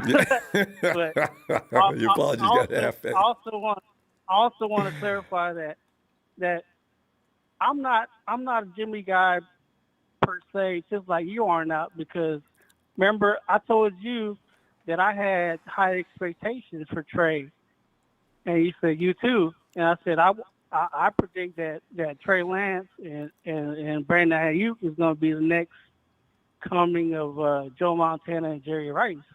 That So would it's be not nice. like so it's not like we're. But then I said that was a conversation for another day. But so it's not like we're like pro Jimmy and F everybody else. That's not. So I just wanted to clarify that. Yeah, and my Rick, point of view and your point of view. Yeah, and the thing was, I was saying, I just want experience out there next year, because this is a Super Bowl run. This is a Super Bowl team.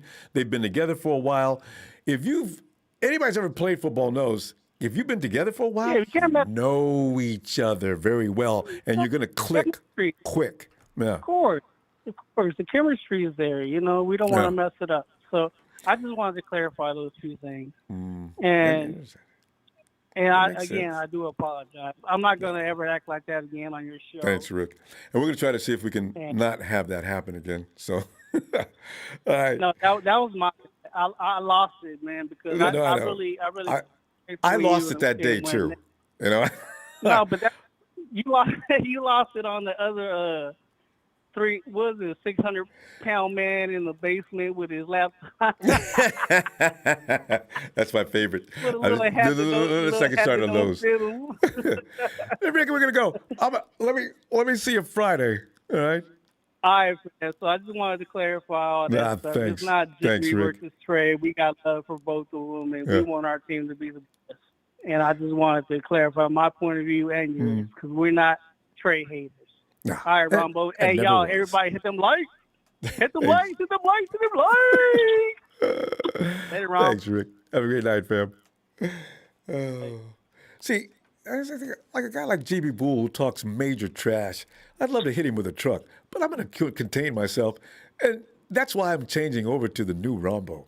Hey, Phil, chill, Phil, hit that, chill. Get out of there, man.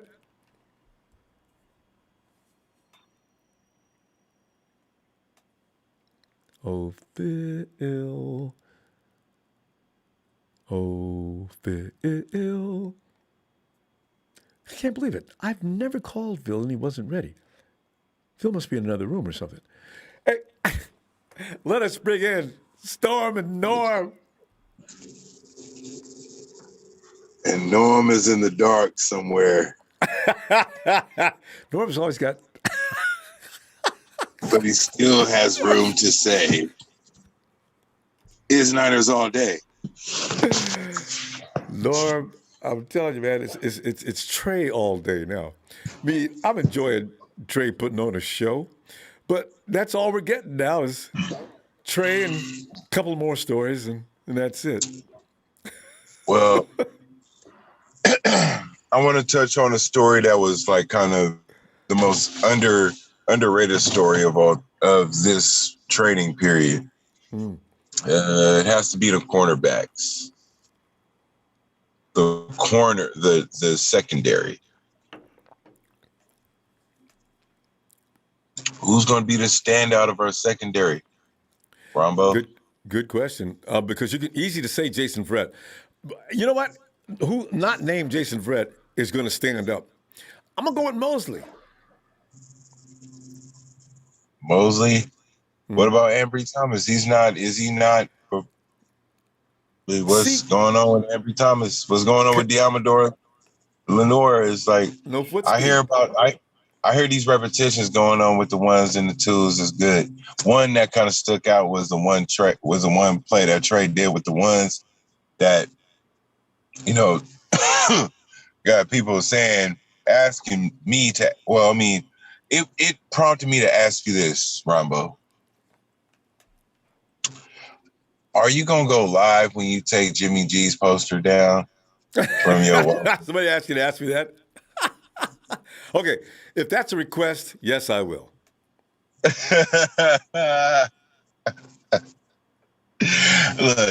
Look, I'm going to say this, right? There's a poll going up in a group chat that I'm in, that who will start week 1 because of what happened. We've been talking about practice all week, right? Mind you, okay, so somebody asked me if I was an Uber driver on this chat. No, I'm not an Uber driver. Why would they ask you that? I don't know. Well, I mean, okay, I am an Uber driver. I am whatever you ask. I'm an Uber driver. I'm a crackhead. I'm a pizza delivery boy. I'm a rapper. There you go. I'm a security driver I'm Secret Service for E40. I could be anywhere. And you work for Homeland Security. I already looked into you. I know. Right. And an undercover Garoppologist and Sir Lancelot. I'm just kidding. There's both. No, anyway, Trey did have that good thing yesterday where he was doing so good that Jimmy G stayed after practice, Ronbo. And about that just now. Yeah. Was he doing that all practice though? Because when nobody that wasn't on Instagram, that wasn't on social media. No, Jimmy's not going to get into the posting competition. So yeah, you don't see Tom Brady. You don't see Tom Brady working out until in his backyard until after he wins the Super Bowl. But I'm not comparing Tom Brady to Jimmy G. I'm just saying that Jimmy G learned from this guy. Usually, veteran quarterbacks don't do that. Anyway, I'm trying to think of one that does. Would you call Jimmy G a veteran quarterback though? Have to by now. He's been around for how many years? I'll say seasoned. I'll say he's unseasoned. Yeah, he's been around for a long time.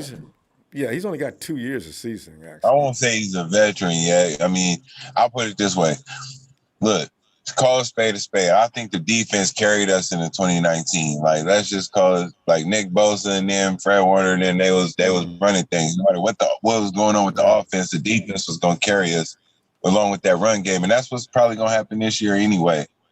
If you have a top 5 defense and a top 5 run game, which equates to your O-line, your team going to go somewhere. That's it. That's all. Which goes to show. No shame in that, though, Norm. Remember, Russell Wilson was carried by his defense for how many years? So when people look at that and call that a dig on the quarterback, it's not really. Well, I mean, I heard somebody also bring up Elijah Mitchell, too, talking about can he be the next Raheem Mostert. That's what I'm saying. Our run game, having Raheem Mostert, Elijah Mitchell, and all them in there, one of those guys is going to have a chance to really do it. And people talk about Elijah Mitchell's speed. He dope. You know what I'm saying? With that, that'll work. Right? And Kyle Shanahan's quick feet in Kyle's system works. Kyle's system is opening up, and that's what he did with putting Trey Lance out there. He had to realize that, look, this is what you wanted when you was in your press conference talking about who you was going to pick in this draft. You got the guy to do it. Now your playbook can open up, Kyle. What it is, man. What we going to do? I put on the poll. Somebody said, back to this poll somebody had on the group chat, they said, who will start week 1? Does Trey Lance start week 1? Yes or no? I put Trey scores. Now that means you could win either way on that type of answer. It doesn't matter if Trey starts or not. He scores, they win the game. The game is over at that point, whether they win it or not. That could actually, if he doesn't start, then he scores, and then if he does start, then you've automatically got your bid in. I hear this, Ronbo. Ronbo, this is what I hear, and let's just keep it 100. Defenses, I feel like defenses are around the league have Jimmy G figured out as far as like what his capabilities are in this league. They don't have a clue of what Trey Lance's inabilities are. So let's just put that into perspective. That's always a plus. The unknown factor is always helps. So yeah, you can talk that with your next Uber driver, whoever asks me if that was Uber. You always come up with these sudden subjects, Norm. Mind you, this but you car haven't was mentioned built, John Lynch's hairline in a long time, though. right. I haven't, and not in this car because this car was built in the same era that John Lynch's hairline started. It was built after John Lynch's hairline got here. Some of y'all be talking smack about me in cars that were built when Trent Baalke was in office. So stop playing with me. Norman will go, don't hit anything. I'm gonna see you Friday if you have some time for us. But I love y'all though. So let's keep this going, man. Shout out to everybody in French. Shout out to Bashar. Shout out to Will. Dollar Bill Will. Shout out to Big Show. Shout out to Show Me. Somi. Shout out to all y'all. Shout out to Denise. Real Talk Niner Talk. Shout out to all the 49ers Ultimate Report.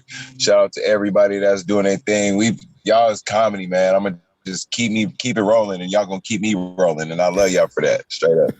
All right. And that's all I got to say. Cool, and it's matters all. Yeah, it is. All right, Norm. See you Friday. There you go. Yes, sir.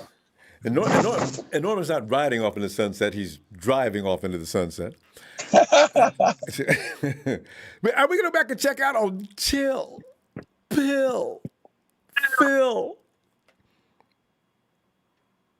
Ronbo. Hey, Phil. And Phil closes the door. I love that. You got to save that sound effect. Phil! Yes, I'm in there grumbling because, and you know, people love to, because I support Jimmy G. I can only like Jimmy G.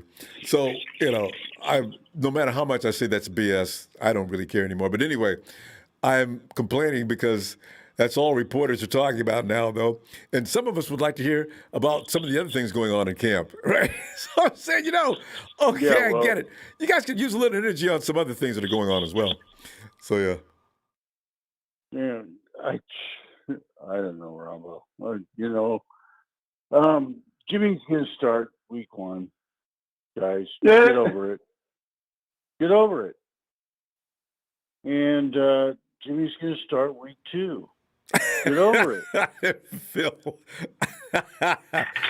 you're making people mad. This is not what people want to know. It's like you and I like both people, both Trey Lance but some people don't I want Trey to succeed, like Jimmy. All right? No. I was a Trey Lance guy. Most guys were Justin Fields. I mean, I was a Trey Lance guy. You and me both? Go back to, I had him in my mock. No. I mean, but the thing is, how many games has Trey Lance started against NFL A1 players? And people think he's just going to come in and run over other teams' first stringers. That needs to wait a minute. Let him come into the league normally. There's no point in putting him out there thrown to the wolves for no reason. Let him get into the league, get used to the speed. I mean, this reminds me of Joe against Steve. Yeah. Right? Steve was a better athlete. No doubt about it. Yep. Could run, could throw longer, had a stronger arm, had everything going for him. But between the shoulders, Joe won. Yeah. And people don't understand.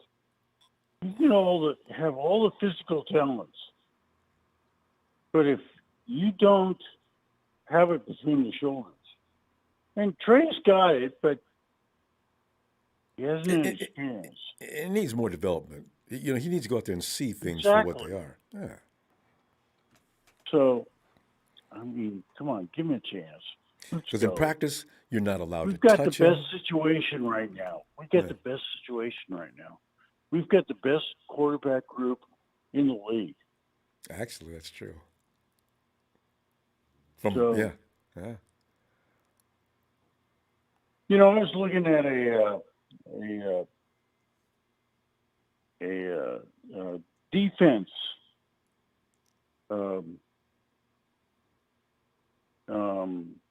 what was it, power ranking. And they had the Niners 6th, But they had everyone we play against. They had, out of the bottom 10, we played 9 of them. So, I mean, Detroit, Don Burr. Detroit was 32nd. Oh, we are going to see Trey week 1. You know what? That's who's 33? There is no 33. What am I talking about? No. Hey, Donnie Burr. Where is that clown? Go ahead, Phil. I'm sorry. I mean, Ronbo, it's just, I mean, we've got a situation where we've got schedule, we've got team, and we've got everything going for us. We can stay healthy. It's over. I think so. Like you said, your bottom line was if we stay healthy. See, that's what killed us last year. We didn't stay healthy. That team was good last year. We had stocked at every position. We were ridiculous. I mean, D Ford playing every practice so far is huge. Huge. It can't even be measured. Oh. And Jalen Hurd playing in the McPads. Uh-oh. And Nick Bosa. Come on, those 3 guys play. That's just all you right there. That Over. says it all. Over. So, I'm excited about D. I just went nuts. I said, wait a minute. And George Kittle, Eric Harmon, somebody pushed D in the back, an offensive. Oh, yeah. McGlinchey shoved him from behind or something, and he endured that. And, Michael McGlinchey shove cannot be tender. So if he endured that, he's okay. No, I think it's going to be fine, honestly. And then, Debo and Ayuk are going to be probably the best wide receiver tandem. They're in that conversation. I saw that. Exactly. I was reading one article. They could be the best tandem in the league. And that's saying something, Phil, when you look over what the Hawks have. No. I mean, the Hawks are one-dimensional, right? They rely on Russ getting out of their pocket and throwing deep. Yeah. But then Tyler Lockett and Metcalf are pretty tough. Yeah, but Debo and Ayuk can be just right up there. Yeah, so, I'm looking forward to it, Mm-hmm. So, let's go. Let's bring it on. Wait. Got a game this weekend, Phil. Should be fun. Because I don't know how much we're going to get of Trey, but it's going to be fun to see how he looks with guys really trying to get him. We'll see. You know what? I hope he succeeds. I'm hoping Jimmy succeeds. I can't imagine I Trey want the not best succeeding. for No, all Jimmy's of gonna us. be fine. All right, Phil. Great stuff as per usual. All right, Ronbo. That's why I call you Chill Pill Phil. See you Friday. We're going to be fine. We're going to be great. All right, Phil. Let's go. Have a good night, Phil. All right, Ronbo. Hey. Take care. You Bye. too. Bye.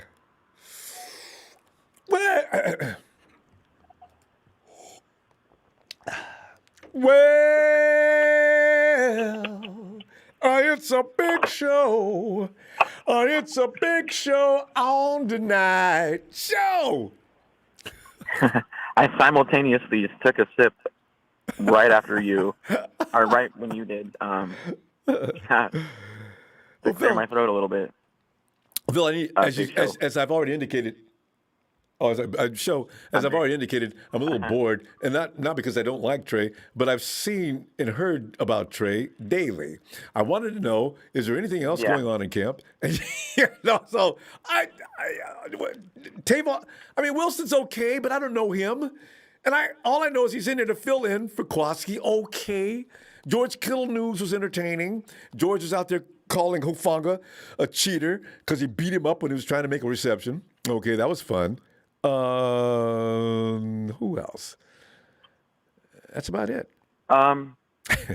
That's unfortunately what happens when the quarterback has the ball 90% of it, the time in his hands, and that's going to take up that position takes up all the oxygen out of the room, unfortunately. And when you get the latest and greatest shiny new toy, you want to go out to all of your friends and show it off, and they're going to be talking about it.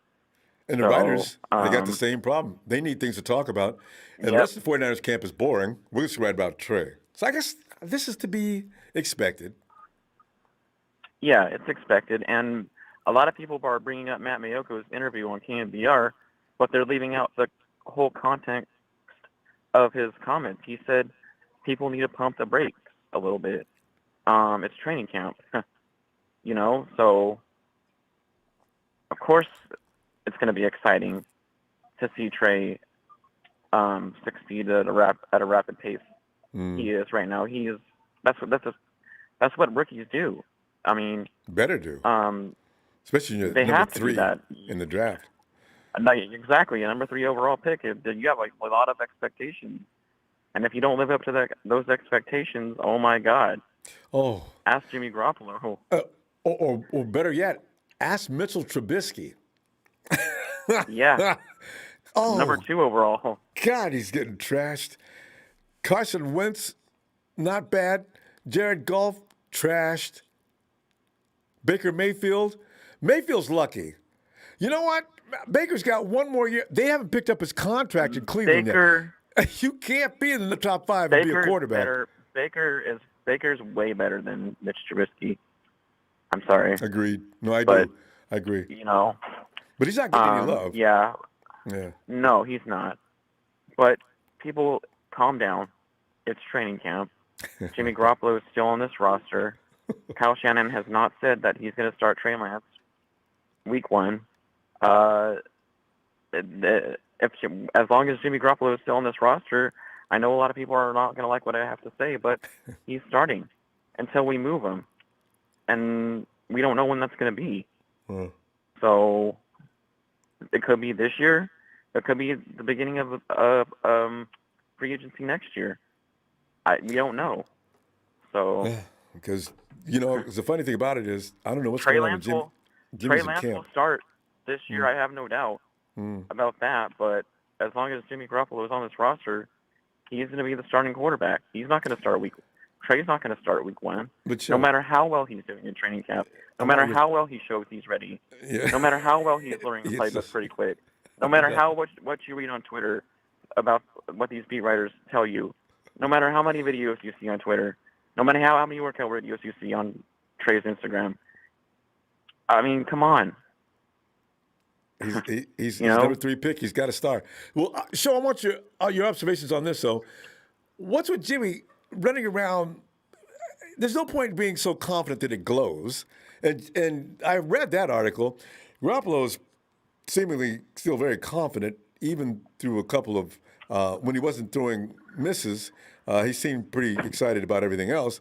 I said, I don't know what's going on with Jimmy. I can't even explain honestly, that. I can't explain it either. I think it's a front, honestly. Maybe. He's just auditioning for his next. He is just auditioning for his next team. I mean, where was this Garoppolo 4 years ago when we first got him? You know what I mean? Like, there was nobody there to threaten his job, and there's somebody there right now threatening his job, and he's going to start acting out. His agents told him to start putting up a front if you have to, and become this bad boy all of a sudden that you never were. He's already did the bad boy thing. Running around with porn stars makes you about as bad a boy as you're going to get. He hasn't lived that down yet. No. But people, calm down. It's training camp. Relax. No matter how much, I know a lot of you don't want Jimmy Garoppolo to start, but he's unfortunately going to, as long as he's on this roster. And he has to get through, Trey Lance has to get through 2 people's minds and convince them otherwise why he should start. That's John Lynch and Kyle Shanahan. And Rich Gangarello. Who said that him too. Trey's a work in progress. I don't understand what he means by that, but I guess he means there's some things he's doing out there that he's doing on his own that may not work in the NFL, I guess. I'm thinking something like that maybe, but I don't know, otherwise. Mac Jones is doing well because, Yeah, I don't know why people were shitting on him this whole entire draft, and threatening to end their lives. Oh my God, I'm going to end my life if we pick Mac Jones. Oh no. Oh my God, no, not at 3. I don't know how the draft works, but I don't want to pick him at 3. I've never seen him play before, but I don't want to pick him at 3. My goodness. It goes Trey Lance, number 1, as far as rookie quarterbacks go. Justin Fields is number 2, and then there's the Mac Man at number 3. And that's I think Papa Dragon brought that up earlier. He's watching the eye of the reporters, I guess. So I'm laughing. Mac Jones. I didn't even think he'd be in the same sentence with Fields and Lance. Hilarious. Okay. And you know what? I would have said the same thing about Mac Jones. He needs to sit, and he needs to build up his body. I mean, because that dude does not. He's not going to survive. He needs to get in shape, and he needs to bulk up a little and build some muscle on him. And but he's doing really well in New England. There you go. He's coming. All right. So we're gonna have to cut it off. So, and as far as one more quick point, as far as the Javon Kinlaw thing, Ronbo, wouldn't you talk to yourself too if you got pancaked by Alex Mack? Wait, I didn't hear. See, those are the kind of things that I wish I could. Mac laid him out. Yeah, he laid him out in practice. He pancaked him. He pancaked a huge Javon Kinlaw. Mac Jones has been laying low too for the first few. No. Javon Kinlaw. I mean Alex Mack. Alex Mack. Yeah. Wouldn't you start talking to yourself too and walking off the field and like, oh my God? Well, I wouldn't, but he should. I'm so embarrassed. I'm so. But Javon Kinlaw is bigger than Alex Mack. He's bigger than everybody. So I'm gonna see you. I'll see you Friday, huh? Thanks for that too. Sure. All right. Like I said, I'm looking for things. Yeah, other than just Trey Lance, and that's funny. I didn't even know about that. Yeah. I'll see you So Friday. shout out to TNT fam. All right, y'all take care. All right, good night. Night. Ice. Yo, what up, man? Ice, man. It's the. It has been for the last few days. It's the Trey Lance show, and again. And, so you know what? Just talk Trey, because that's all there's to talk about. And Frank Johnson, I don't like you either. I ain't gonna talk about don't like seeing you back here. I love you, man. I ain't gonna talk about nobody but Trey right now. Go ahead. It's all you, Ice. And let me tell you something, man. Love your dog. Your show's doing well. Sorry I missed your last couple of shows, but I've been checking you out later. Yeah. Good shows as always. Thanks, man. I'm gonna start with one thing. First things first. All right, the media. Everybody needs to stop paying attention to what the media is saying. It's storylines. That's because that's what everything is made up for. It matters was our team or any other team. Number one. Number two, if you're gonna listen to the media, not the sports writer, not the analysts, all that other stuff, the people that are actually play football. Okay? Especially defensive guys that are on these shows now. Now, 9 times out of 10, they pretty much gonna tell you the truth, especially another football player. They're gonna know. They know. Like we play ball, you play ball. So you know this dude, he's the real deal. Okay, a lot of the defensive analysts that I've heard speak said that this kid is the real deal. Okay, fine and dandy. Now, when it comes to our inside look of what we see as fans, or what we see as what we see as ourselves watching our team as a fan, what's best for the team is being smart. Basically, Shanahan is not going to pull the trigger and throw this kid in. I don't see that happen so soon. The number two thing is when the teams that we're on our schedule and we play them, if we have a great running attack and the running is working, Jimmy's in good shape. That's a plus for him. Because he doesn't have to throw the ball as much. Because that's been his MO since he's been with us. He's never really had to do too much of a shootout because of our run game. The only other shootout he really has is with New Orleans. Now, if they take away the run game from him, and when he starts going to the defense, and he has to throw the ball more than normal, that's kind of like a negative for him because he's not that consistent. He will throw a pick. Let's be honest, right or wrong. No, I'm just listening. The odds that he throw the pick becomes higher. You feel what I'm saying? Now, The upside for us is, and I think Shanahan knows this, if that starts to happen and it starts to become repetitious with Jimmy, he's going to pull him and Lance is going to play. Because a guy such as Lance, skill set, he doesn't have to throw the ball and he can ad-lib a lot of plays if plays break down. Jimmy can't ad-lib a lot of plays because he ain't got feet for it. And he very rarely throws the ball away. That's the only difference I see with this whole situation when it's coming out of talking football. Because every team's going to game plan differently against us, against Jimmy, than they, you see what I'm saying, off the rip. Because people on our schedule, besides our division, never really went up against Jimmy. So that's a plus to him, right or wrong? You mean Trey? I mean, yeah, both of them, actually. We haven't put Garoppolo ain't go up against the trade before, so they only go to game plan for what they see on film, right? So we don't know which Jimmy's going to show up. If the Jimmy show up and say, "Man, listen, I got to get this paper. I can't. The pressure's on him to perform because if he doesn't perform, then for him that hurts his career. He'll get a job, but you know what I'm saying. But the question is he gonna get that the money that he was getting that we gave him? Because I'm sure he still wants another payday, right? I mean, it makes sense. So he's got to perform. He got to try his hardest not to get hurt. If he gets hurt, then he's screwed. Well, he's screwed if he gets hurt this year. If he gets hurt this year, he might as well go ahead and listen. I'm done. Take your money and run, because a lot of teams ain't going to take that chance on him. That's the reality. Period. End of story. You know what I'm saying? That's the thing he does not want to happen. Now Trey Lance is sitting back in the driver's seat because, hey, dude, I'm gonna do my thing regardless whether you here or not. So, that's how that young kid looking at it. And plus, already it's just the camp alone, dog.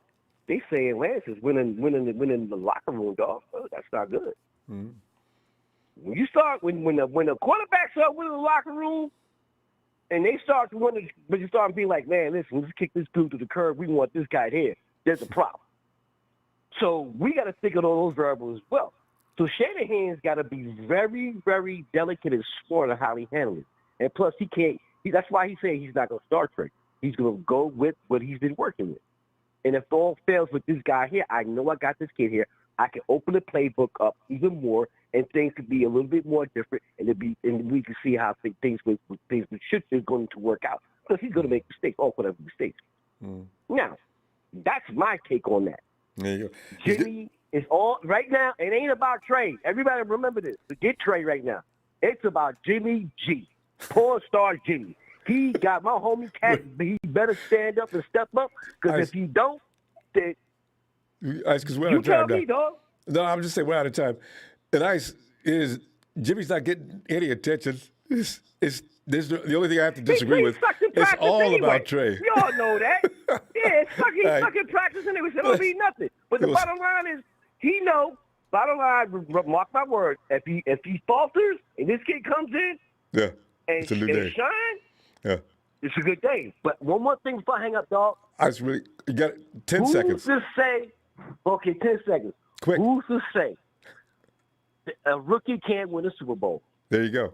All right. And it's been said, got the tools, but it's not. He's got the tools, he got the team, and he got the staff behind him. It's not a policy. There you go. Nice. It can happen. He got the tools, he got the team, and he got the staff. Nice, we got to go, fam. I hear you. All right, man. Love you, man. Right. Hey, love you back, fam. There you go. See, save some of it. Come back Friday. I'll be back. All right. I bet, man. Got you. Love you, baby. All right, fam. Night. Hey, and oh God, this Justin. Hey, how's it going, everybody? Long time no see. I know Justin was getting ready to say the same thing, man. Where you been, man? You been working hard? Working, man. You know, me and my girlfriend been spending a lot of time with each other. You know, just had a couple months. Get that quality time, man. Yes, sir. Always, you know, and just checking in. I saw what happened yesterday. Cut the bits and pieces of it. Listen, Jim, Yeah, I saw you on Twitter. You actually dropped a couple comments. That's right. I just want to sit here and say that Ronbo's been doing this show for how many years? Been putting on this show. He brought me back into football. Like, I wasn't really like, I was like, but no, he brought back the passion into me. And I'm just gonna sit here and say that F you haters. And I know you be trolling him on Twitter. You need to quit. You need to just get a life, man, because this guy's been working his ass off, for how many years? Y'all need to lay off his ass and just respect the OG. Okay, that's all I gotta say. Thanks. Yeah. Yeah. But other than that, disagreements are okay though, because I'll argue with anybody and will not be defeated.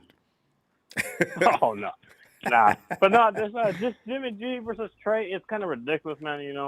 It's just, I heard people call and say, oh, they want Jimmy, they want this. The way I feel about it is, I don't think Trey is ready yet, not yet. Even though he looks good in practice right now, and I understand how good he looks, but I don't feel confident enough that he's ready yet, especially with Shanahan's playbook and how much he's got to learn. I don't think it's going to take him all training camp to learn. I think it's going to take him a full season to learn that playbook, to be honest with you. So I don't know what the deal with Jimmy is, but not yet. It's He's Jimmy's awfully time. So. Cool these days, though. I said, Jimmy, Yeah. Yeah, and and the thing is too, y'all need to lay off of him too, because there's sometimes like yesterday, apparently they posted a video of Trey throwing that 50-yard to Trent Sherfield, whatever his name is, and people were like, oh, look at Jimmy G's reaction in the back, bro, just standing there doing nothing, and y'all can't lay off his ass. Come on, man. Hey, y'all need to really chill. Come on, man. I saw his reaction. He didn't even do shit. He was just standing there whatever, bro. It's not that serious. Y'all just trying to create a bigger picture than what it is, and that's really ridiculous. We call it. That's really ridiculous. Some of y'all. Hyperbole. Yeah, hyperbole. But yeah.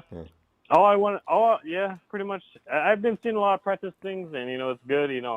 I was thinking about getting out there, but with these fires and everything, and just work, and now we have to wear the mask back on. So that's not looking like it's gonna happen. So 2 steps forward and 3 steps back. It's got to go away sometime soon, please, God. COVID. Yeah. But And this COVID thing for NFL, forfeit. I think that's kind of ridiculous. I think it's really ridiculous. It's too severe. Man, you can't forfeit. And it's putting pressure on people to get shots. That's mainly what it is. Because if I'm on the team and we forfeit a game because of me, I'm going to be hiding in a corner in the dark for how long? I know you didn't get the shot. Yeah. We're going to forfeit because of you. Don't. I'm sorry. It doesn't matter now, So, Yeah, it is what it is, but I just hope everyone's being safe, and I'm ready to start the season. I'm ready to just get on with the season and see what this team is about. And the only thing I'm worried about is that corner position. I don't know who. BD Webb, 6 teams and 6 seasons. That's worrisome. And they got rid of once they got hurt. Tim Harris was doing not too bad, but Tim Harris is always hurt. Oh man, he's worse than anybody on the team. That guy. I know, right? I had high. Hey, man. he might clear waivers because I don't know how long. I think it's a 2-day or 3-day thing, and after that they can bring him back. Well, I don't know. They can bring him back into camp, but at this point, I don't understand why would you waive? Oh, because it's over 90-man limit. They might decide to waive get rid of somebody else though. I don't know what they're doing with Tim Harris. Oh man, it's BD Webb over 6 years, 6 teams, 6 NFL seasons. Man, you guys could have brought Fitzpatrick in, man. Does it really matter how much you're going to give him? You're going to cut him anyways, most likely. All right. So. Okay. They must have. If they explained it to us, we'd understand. I'm pretty sure. Dante Johnson is still on this damn team. Dante Johnson's still on this damn team, man. Dante Johnson. He's hurt too. Fucking Johnson. They didn't waive him. God, oh my God. Fucking hell, man. I can't catch a break with this guy, man. God. Where? But I hope everyone's doing well. He's gonna play this year too. Yeah. What guaranteed? Oh, son of a! Oh, come on, man. He plays I'm not gonna year. cuss because this is every a kid year. show, but SOB. Even after they cut him, to go away. He comes back. Yeah. So we'll see. Okay, but I hope you all doing well. Hope you all being safe, and just be nice to each other. That's all I gotta say. That's just not be gonna nice happen. to each other, No, we're gonna argue. Just be nice to each other. Just be nice to each other. You know, with this crazy times, be nice to each other, and let's just get together and let's cheer on our team. Let's hope for a good season and no injuries. And let's just get to work, everybody. That's it. And y'all be safe. Wear y'all masks again, apparently. And yeah, y'all have a good night. And people are driving right now. Drive safe. All right. And yeah. Well, have a good night, everybody, and have a good night, Ronbo. I'll see you on Friday. You too, Justin. Good to hear from you again. Have a good night, fam. Good to hear. Have a good night, man. All right. Bye. Here goes Justin. And yes, the Niner you love to hate. Come on in. Niner love you hate. I'm sorry. I'm sorry, Ronbo. I can't be nice to stupidity. If it took your show to gain that passion back for football, especially 49er football, you wasn't a real Niner faithful anyway. Now see, and I'm going to tell you what Jimmy G was thinking when he saw Trey Lance throw that 50-yard bomb, and you say he didn't have no reaction. He was thinking, I need to start working on my deep ball after practice. After he sees bomb after bomb, 50 yards to IU, 45 yards to Kittle, 30 yards to whoever. I need to get my ass together. And truly, in practice, if nothing else, in practice, that's when you're definitely supposed to work that out too. I agree. I don't know. But Ronbo, they say whenever he throws deep, he's throwing a duck or he's throwing it 5 yards out of bounds. That's why we have D-Boy and Ayuk and all the Yak boys, because we need those yards after the catch because he can't throw downfield. I don't know what's so hard to understand about that. Oh, and let me chill. Phil, I know you was sucking on Grandpa's old medicine tonight. I do that from time to time. I done got on Ronbo, and I've been a little tipsy, but you're still on this Jimmy G hype that he's definitely gonna start day one, and he's not. And not you love to hate said it first. Trey week one starter. There it is. That's it. Yeah. That's it. No, it is all Trey all day now. Although there's been a couple of things here said tonight. All my reading, I didn't see some of the things that are being said, so I'm like enjoying that. I didn't know that Alex Mack had pancaked Javon Kinlaw. I didn't know anything about Jimmy practicing late throwing. They got into a fight. They got into a fight after that. Oh, you didn't hear about that? I was in a hurry when I was reading through things. I got to go check that out. I can't imagine Javon Kinlaw get into a fight with Alex Mack. His mental as well. Yeah.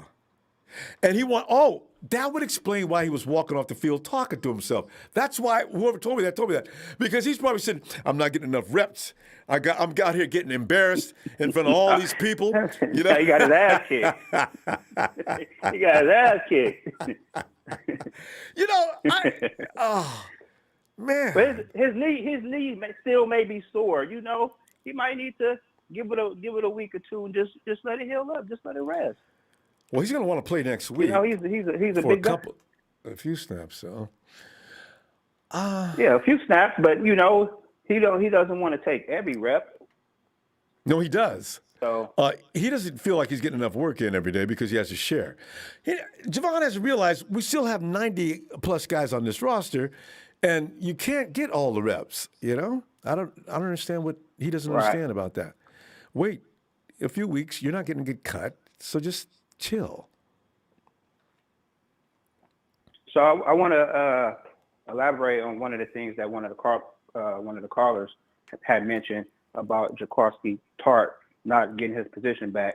There's no way in hell, if he's healthy, he's not going to get his position back. Now, what may happen, since Tavon Wilson has been doing so well, there was talk about us maybe running a 3-safety, formation defense, before Tavarius Moore got hurt. And there was some talk about, what was his name, Jefferson? Yeah, we did maybe that maybe last- he could do it. Yeah, we did that So- last year. Yeah, so if Wilson is playing that good and Kowalski T is healthy, you know, it's certainly possible. Yeah, nobody knows. Kwasi's still on the COVID list. He's been there. Him and Emmanuel been there for days and days and days. So I don't know if Kwasi's toe is okay though, because it seems that toe is still hanging. So he's got the same thing. Well, that I'm just Willis saying, had. even turf. It was a turf toe. Yeah. So I don't know. I've only heard of that condition. I can't imagine what that feels like, but it must be really bad because it took Willis out of the game. So Kowalski, I don't know. We'll see how far along. Somebody else had that. Oh, wide receiver from the Packers. He had that, but he seemed to come back okay. But it lasted a long time. Did Mahomes just have that? Didn't he just have that and have some type of surgery? And he's back? It was a toe condition, huh? Yeah. So yeah. Well, I'm just saying if Kowalski comes back healthy, he's going to be on the field, and it's a possibility, they can, have the three safeties on the field. But especially with Tavares gone, taking one of the linebackers off the field. Yeah. Because they're thinking about putting Marcel Harris in it. They're running him now, linebacker too. So they want to keep him around. Yeah, he's linebacker. So it's going to be interesting to see what they do because Jefferson's good. Apparently, so is Tavon Wilson. So yeah. Also, I heard Jordan Matthews had a pretty good day. Yeah, Jordan had. Yeah, he had a key block to. Yeah, he had a key block to get somebody in the end zone. And, Wayne Gallman. You know what? He made a catch. Yeah, Wayne Gallman. Yeah. Yeah, it's very important, especially Kyle insists that the tight ends block. So everybody, all receivers have to block. So yeah, if he can handle that part, he can already run routes, catch the ball. So Matthews might be in. He can catch the ball. I would hope so. But so what do we do with Kittle, Dwelly, and Matthews? Warner's out. That's four guys, huh? Your guess is as good as mine. I'm telling you, fam, I don't know. They got rid of Peterson, and they picked up another tight end today for reasons unknown. I just don't know. Do we still have that Pruitt guy? They didn't let him go. Did they? He's laying up hurt. He better get up. Tell you what, we gonna go. I'll tell you what. Let me see you Friday. All right. Glad he coming in there more often too. Ronbo. Hey! Shout out to my boy Bashar. We had a little talk, and I said Ronbo's gonna flip. He's gonna flip on Jimmy. Shout out 49ers Minded. Yeah, I said you was gonna flip on Jimmy, and you coming around. No, I'm not gonna flip on coming Jimmy. around, brother. Jimmy's still my dude. I need to see if Trey proves to me that he can handle that job, I'm all on him. No problem. I just need to see it first because I already know what Jimmy can do. So, all right. Come on over to the best side. Yeah. Why can't we just like them both? All right. Anyway, well, I'm gonna see you Friday. All right. Because Jimmy's a pansy. Good night, Ronbo. Good night. See, at least I'm serious. At least I can go both ways. I could like both of them. Everybody can't do that. Tony, Atlanta, Tony, get in here. Ronbo, what's going on? Tony, man, I'm just sitting here.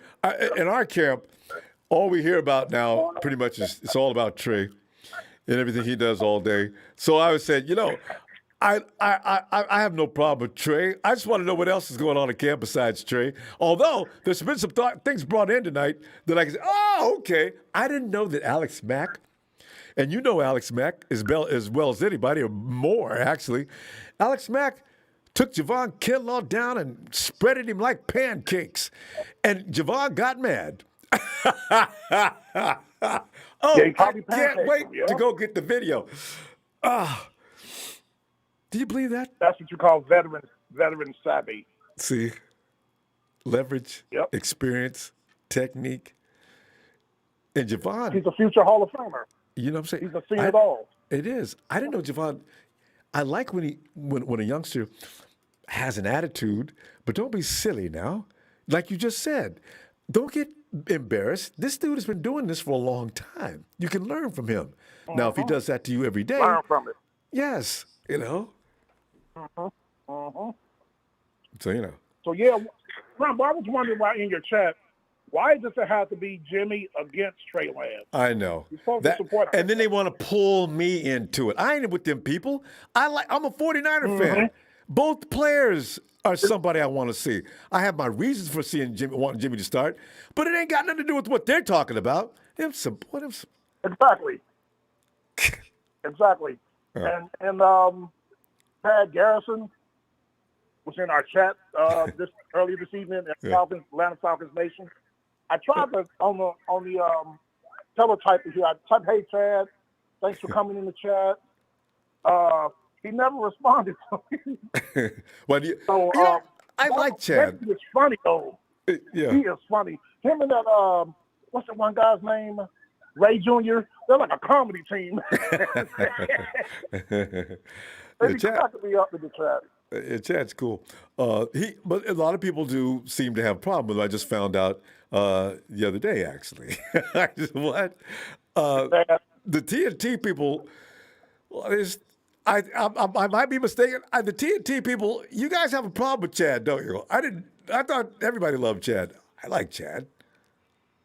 No, he was fine when he came in our chat, and I saw it was just Chad Garrison that's over at Ronbo Sports, and then my guy said, "Ronbo Sports, hey, tell Ronbo we like to hook up with him, this and that," and I just didn't respond, But my guys, they're just they're new content creators. They've been doing it for about 2 years, and they like to interact with other teams. Cool. All right. And Tony, if that's cool as you, Hey, Tony, did you notice? Yeah, they are. And I'm looking, going to Indianapolis, that has got to be, they look like us from last year, but to start the season. You're going to lose your starting quarterback. Now who's going to play? You lose Quentin Nelson, one of the best offensive linemen. And the same injury, yeah. Same exact injury. Isn't that something? Now what do you do? And then they're starting outside linebacker Darius Leonard. He want more money. So what are you gonna do? They should call Jerry Jones. He would know how to handle this. Perfectly to himself. They kicked me out again. All I said was they were talking about GOAT and Dak Prescott. I'm like, no, Dak Prescott can't carry water. And they said, you like the 49ers? I said, yeah, because they're classy. They're classy people. Joe Montana is the GOAT. Him with Jerry. He said, well, he won Super Bowls. He had Jerry Rice. I said, whoa, stop right there. I said, Joe Montana won 2 Super Bowls before Jerry Rice even came out of college. Yeah, with Dwight Stop Clark. that right now. And Rice wasn't there Solomon. yet. Yeah. Freddie Solomon, right? Yeah. So no. These are people who don't know nothing about no history. They are ignorant, Ronbo. They are. And they're into their feelings a lot. So they kicked me out. I didn't go back. That they're getting ready for their game tomorrow. It's just a regular preseason game. Yeah. Well, for the Cowboys, it's very serious. Chad and Ray Jr. are hilarious. They should be a comedy team, Ronbo. They really should. And no Big Show tonight. I've been looking for him. I ain't seen him. Big Show, he was here a little while ago. He came in and commented on. Big Show came in to let everybody know, has he picked Mac Jones and he got trashed, and also to let people. A lot of people who got beat up before the draft about the people they thought were going to get drafted. If you really believed in Mac Jones, and now people were scared to death back then that we were going to get Mac Jones, and so they're now letting themselves out. Show, man, blah, blah, blah, blah, blah, blah, blah, blah. He just nailed him, right? And the show came back today and said, because Mac Jones is doing pretty well, I understand, down in New England right now. Who would have guessed? A shout out for me, Ronbo, because he showed me love in the chat the other day. We were communicating back and forth. The dude knows his stuff. There you go, Show. So give him a shout out for me. Yeah. And Texas boy, He's been invisible tonight. Him and what's the one guy, the Detroit guy? I ain't seen neither one of them. Don tonight. Burr. We may have broke Don Burr up from coming in here because we got guys out there investigating his location. So he's trying to lay low because we're going to try to find Don Burr. Because Don Burr, he thinks he's going to come in here and talk all that trash, and then after the game, we'll never see him again. We're going to find Don Burr. Oh, yeah, we got to find him. Yes, sir. Well, NFL Network, Mike Silver picked you guys to go to the Super Bowl and win it. He's a big 49er fan. So, yeah. Yeah. And Colin Cowherd said today, I know the time is up, Colin Cowherd, and I'm doing my impression of it, but I'm going to tell you what he said. He says, John Lynch, he says, oh, Trey Lance he's looking really good. We like him. He's looking really good. Then he says, Kyle Shanahan, Jimmy's looking the best I've ever seen. He's looking the best we've ever seen in camp. He said, people don't be fooled by that. They're shopping Garoppolo. They're going to trade him. I heard thinks he knows everything. And not only that, we had a local writer that says, contrary to what Shafter said, Jimmy has not looked his best in camp. So, you know what? There may be some truth to what Cowherd's saying because Jimmy doesn't seem too intense right now like he was opening camp. So there may be something going on, and I can't imagine what. So we'll see. Yes, sir. Yeah. Great talking to you, sir. Always, Tony, man. I can't wait to hear. Friday, I'll be back and waiting for you. We'll be back Friday. I hope some of the comedy people come in the chat here. I mean, it's midweek. They might be tired and going to bed because we're getting in late. I got to start getting in earlier. All right. All right, Tony. See you Friday, sir. All right. Have a great night. Bye, Tony. Oh, Ellis. Oh, just I'm sorry. He says, I call it, so if Trey doesn't start, I want your word, a donation of $20 on the 49ers Children's Hospital Foundation. Now you love it. That was you that pointed that out. Now we got these kind of things going. Elvis.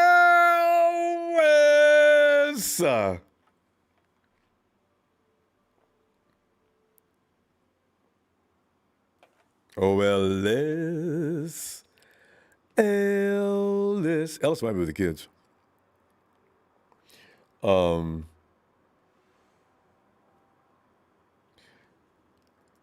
we still going to Ellis? Oh. You know, it's so funny because I'm talking to Tony, which is hilarious. Tony, I wish I'd have noticed this before you left. Dak and Amari not traveling. Cowboys stars among 16 players not traveling to Canton for Hall of Fame game tomorrow. Why is that a big deal? Is it like un-NFL like not to go to the Hall of Fame game? I don't even know if I'm going to watch it. It's kind of like, well, okay. Who's playing in the Hall of Fame game? Wait, are the Cowboys playing in the Hall of Fame game? Maybe that's why it's serious. Dak and Amari. Well, Dak probably shouldn't be going. And is Amari injured? Tony, I wish I would have caught that so we could, because I know how you love to beat up on them Cowboys, and you know how much I appreciate it. All right, tell you what, fam, I'm going to go and be looking for you Friday. And I know what you're saying. I just want to hear, I like talking about Trey, but can we talk about anything else? There must be something else the writers can think of.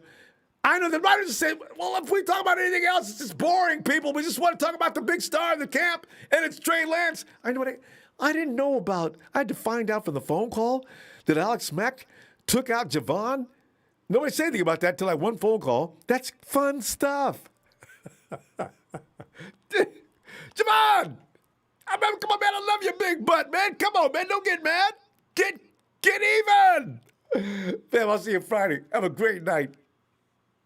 Oh, thanks for the contributions, fam. Always appreciated. And the likes.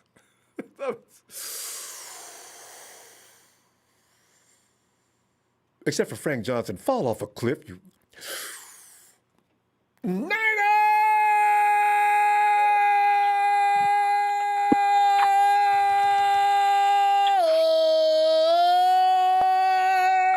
Ronbo, you out of there?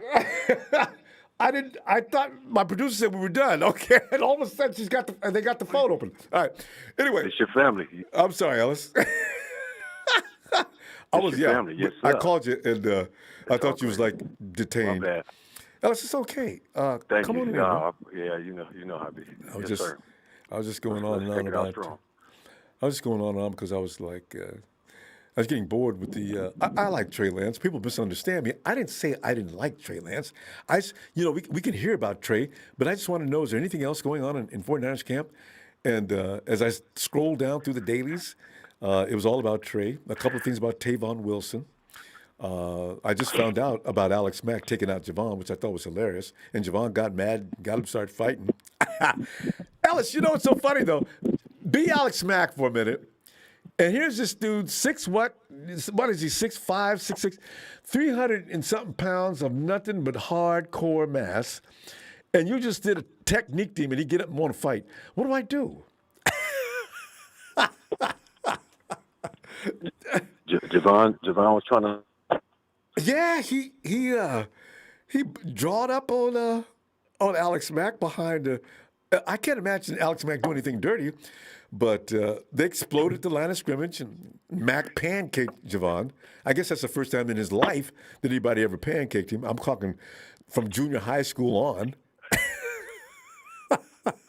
He didn't handle it. Oh man, he didn't handle it too well. I just wish I could have seen that. I'm going to go look for footage on that when I get through. That's hilarious. Boy. Because somebody called earlier and said he was walking off the field talking to himself. I was worried about him in the last media conference because there seemed like he wasn't quite his normal self. I understand the microphone was too short, so people kept saying he kept looking down and then looking up. I said, well, the microphone is like a foot below his head, right around his navel damn near. So... But anyway, Ellis, let me stop. What are you thinking there on today? Well, Javon, you'll be all right. It happens. You're not always going to be the one that's dominating stuff, and then at the end of the day, you can just relate it to a play where you maybe somebody else got the best of you, and you weren't necessarily pancake. It happens. It happens to the best of us. And learn from it. So don't worry about it. Yeah. Yeah, man. Yeah. Don't do that. Don't start squabbling and getting into it, man. Y'all heard about the Giants getting into a big old brawl, and they got all kinds of stuff going on, man. And in these training camps. But every year though there are. Yeah, I seen it. This happens. A brawl at the Giants camp. Yeah. Who was involved? I didn't get to see it, but it sounded like I heard that was it Jones? What's his name again? I wanted to say what Adam position? Jones. Daniel Jones. Daniel Jones, the quarterback. At the bottom of the pile. Yeah, I heard he was at the bottom of the pile. So, I don't know if that was official, but that was what I saw, or that's at least what I read. So I was like, oh, okay, so it's going down a little bit around the league. You know what? They're not reporting all of them. Probably that one was probably especially special. So Yeah, I was surprised to hear that rookie or their 2-3 year new QB was at the bottom of the pile. I said, oh, he's trying to. He's trying to get dirty. He's trying to make sure the uniform, get a little dirty. So he's tough. Yeah. Yeah. And the Trey hype, it's real. Trey's here, but at the end of the day, Ronbo, we gotta. It's a show and prove, and that's what we're looking for. I mean, even myself, you know what I mean. I want to see it play out. I want to see it pan out the way, that I had imagined it. After we lost against the Chiefs, and just seeing, what I saw from him. But we have to see it materialize, man. So at the end of the day, the excitement and stuff is good, and it's cool, to be motivated and positive with what we're seeing. But I just want us to be able to come in with a healthy damn team and play to our fullest, potential. That's as a whole, as an entire, squad. Not, just an individual player. It's 11 on 11. So, because here's the thing, Ellis. Yeah. If the hype on Trey, and right now it's at a really fever pitch, if he comes in and looks a little less than what we're seeing in practice, I do wonder how some people are going to handle that, because now he's become bigger than life. And I'm thinking, you should give him a few minutes out there to show that he can handle this, and don't get mad if things don't look the same way as they do every day in practice, Yeah. Yeah, and we don't want him getting arrogant. We don't want his head getting blown up or nothing like that.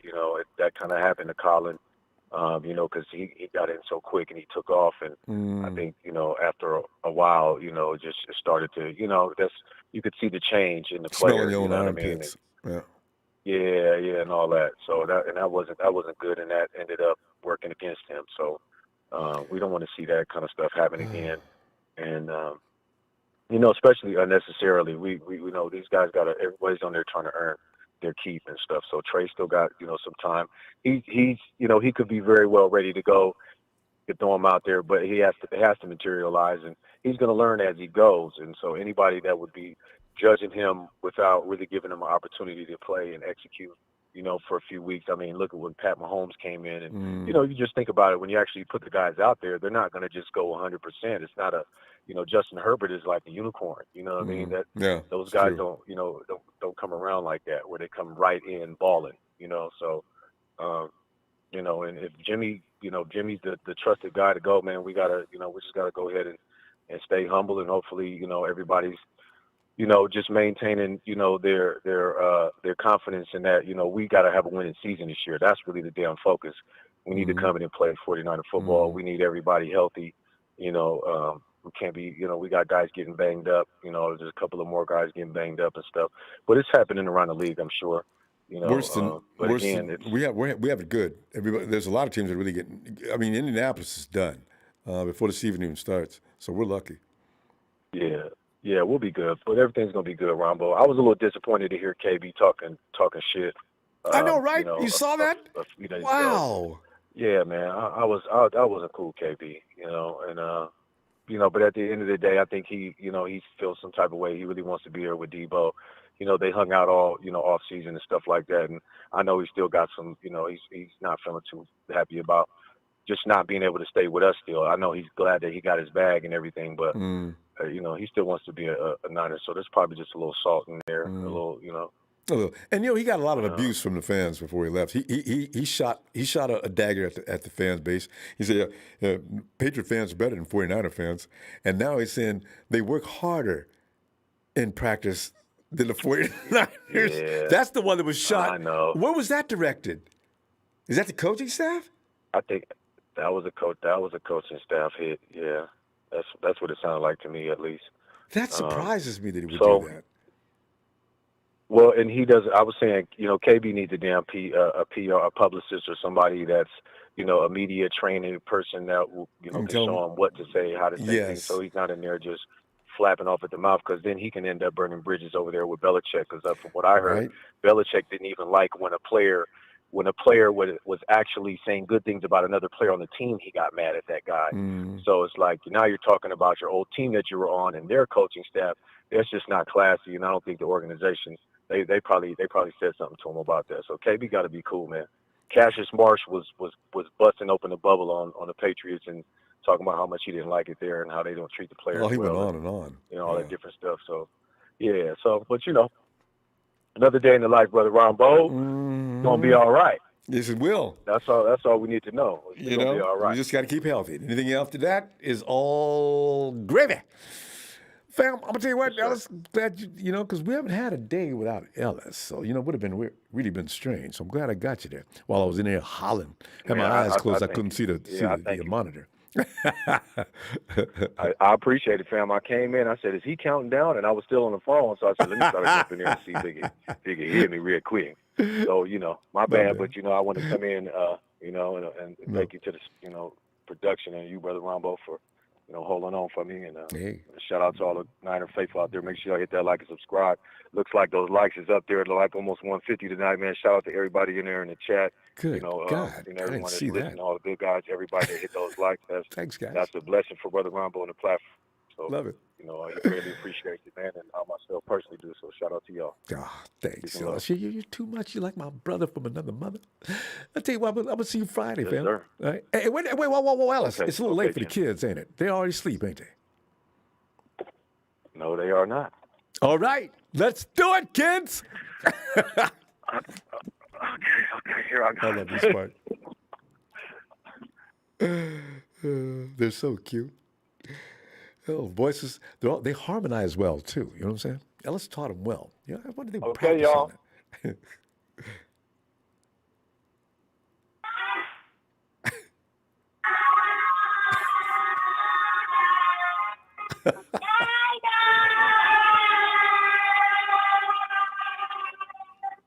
Okay, Hey, give a big hug for me, Ellis.